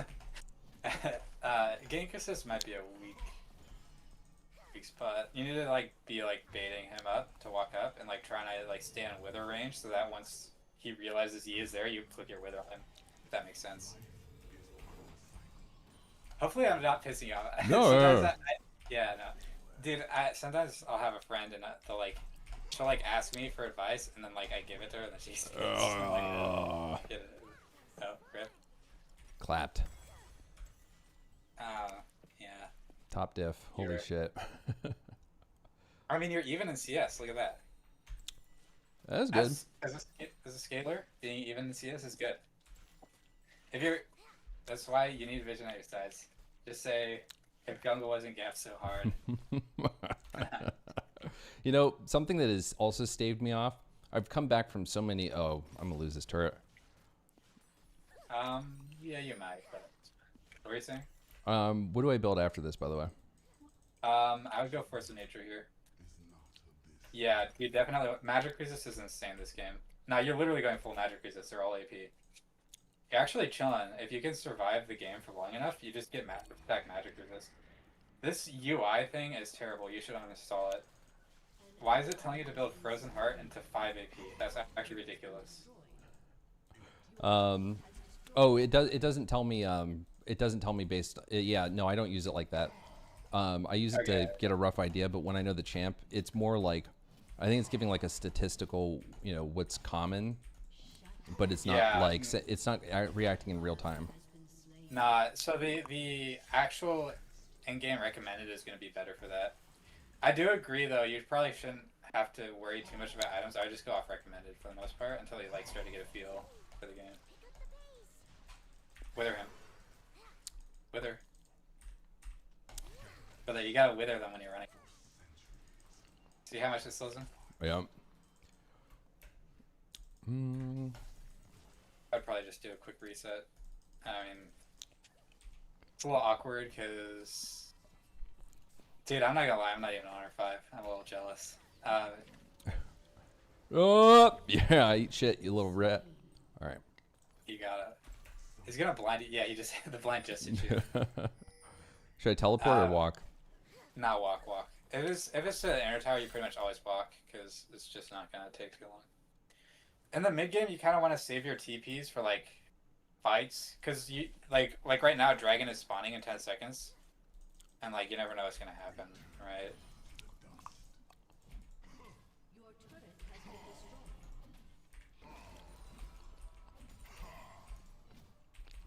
I'd be looking at drag. They're fighting. They're leaving. They disengaged though. You're looking for a TP. I would TP to that ward in the river. Well, There. I went That's to the wrong fine. one. No, that's good. It's fine. They both work. Make sure you ult at the beginning of the fight. I mean, that's fine. I would full send. There's the Ziggs. Flank the Ziggs. Get the physio. Oh, you rat. Fuck. Q. Oh. Oh. You got this. Get him. Oh no. Oh no. Oh no. Yeah, I would generally prioritize the mobile targets, but there's probably, you don't know all the chances. I don't know. I know that fucker's not mobile. Or, I'm sorry, that mobile is fuck. I hate Fizz. Yeah, he's gonna be spamming all his abilities to get away from you, but the Ziggs doesn't have a lot of escapes. Yeah, go top. Just walk. You gotta get there ASAP. Oh my god. Your Yi is not happy. Yeah, well, you know what? He got to where he is by being a piece of shit too, so he doesn't have room to talk. I hate Yi.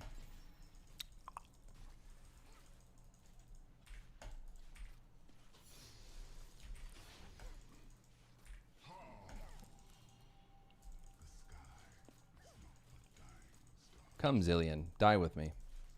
All right, that is a victory, boys. Hell yeah. I am gonna call it quits. The East bed Coasters, it bro. calls. Damn East Coasters. I have a funny. This is like a random. I have a funny story about Destiny I want to tell. After the game. Yeah, well. Right now, it's a focus on victory. We gonna kill this motherfucker?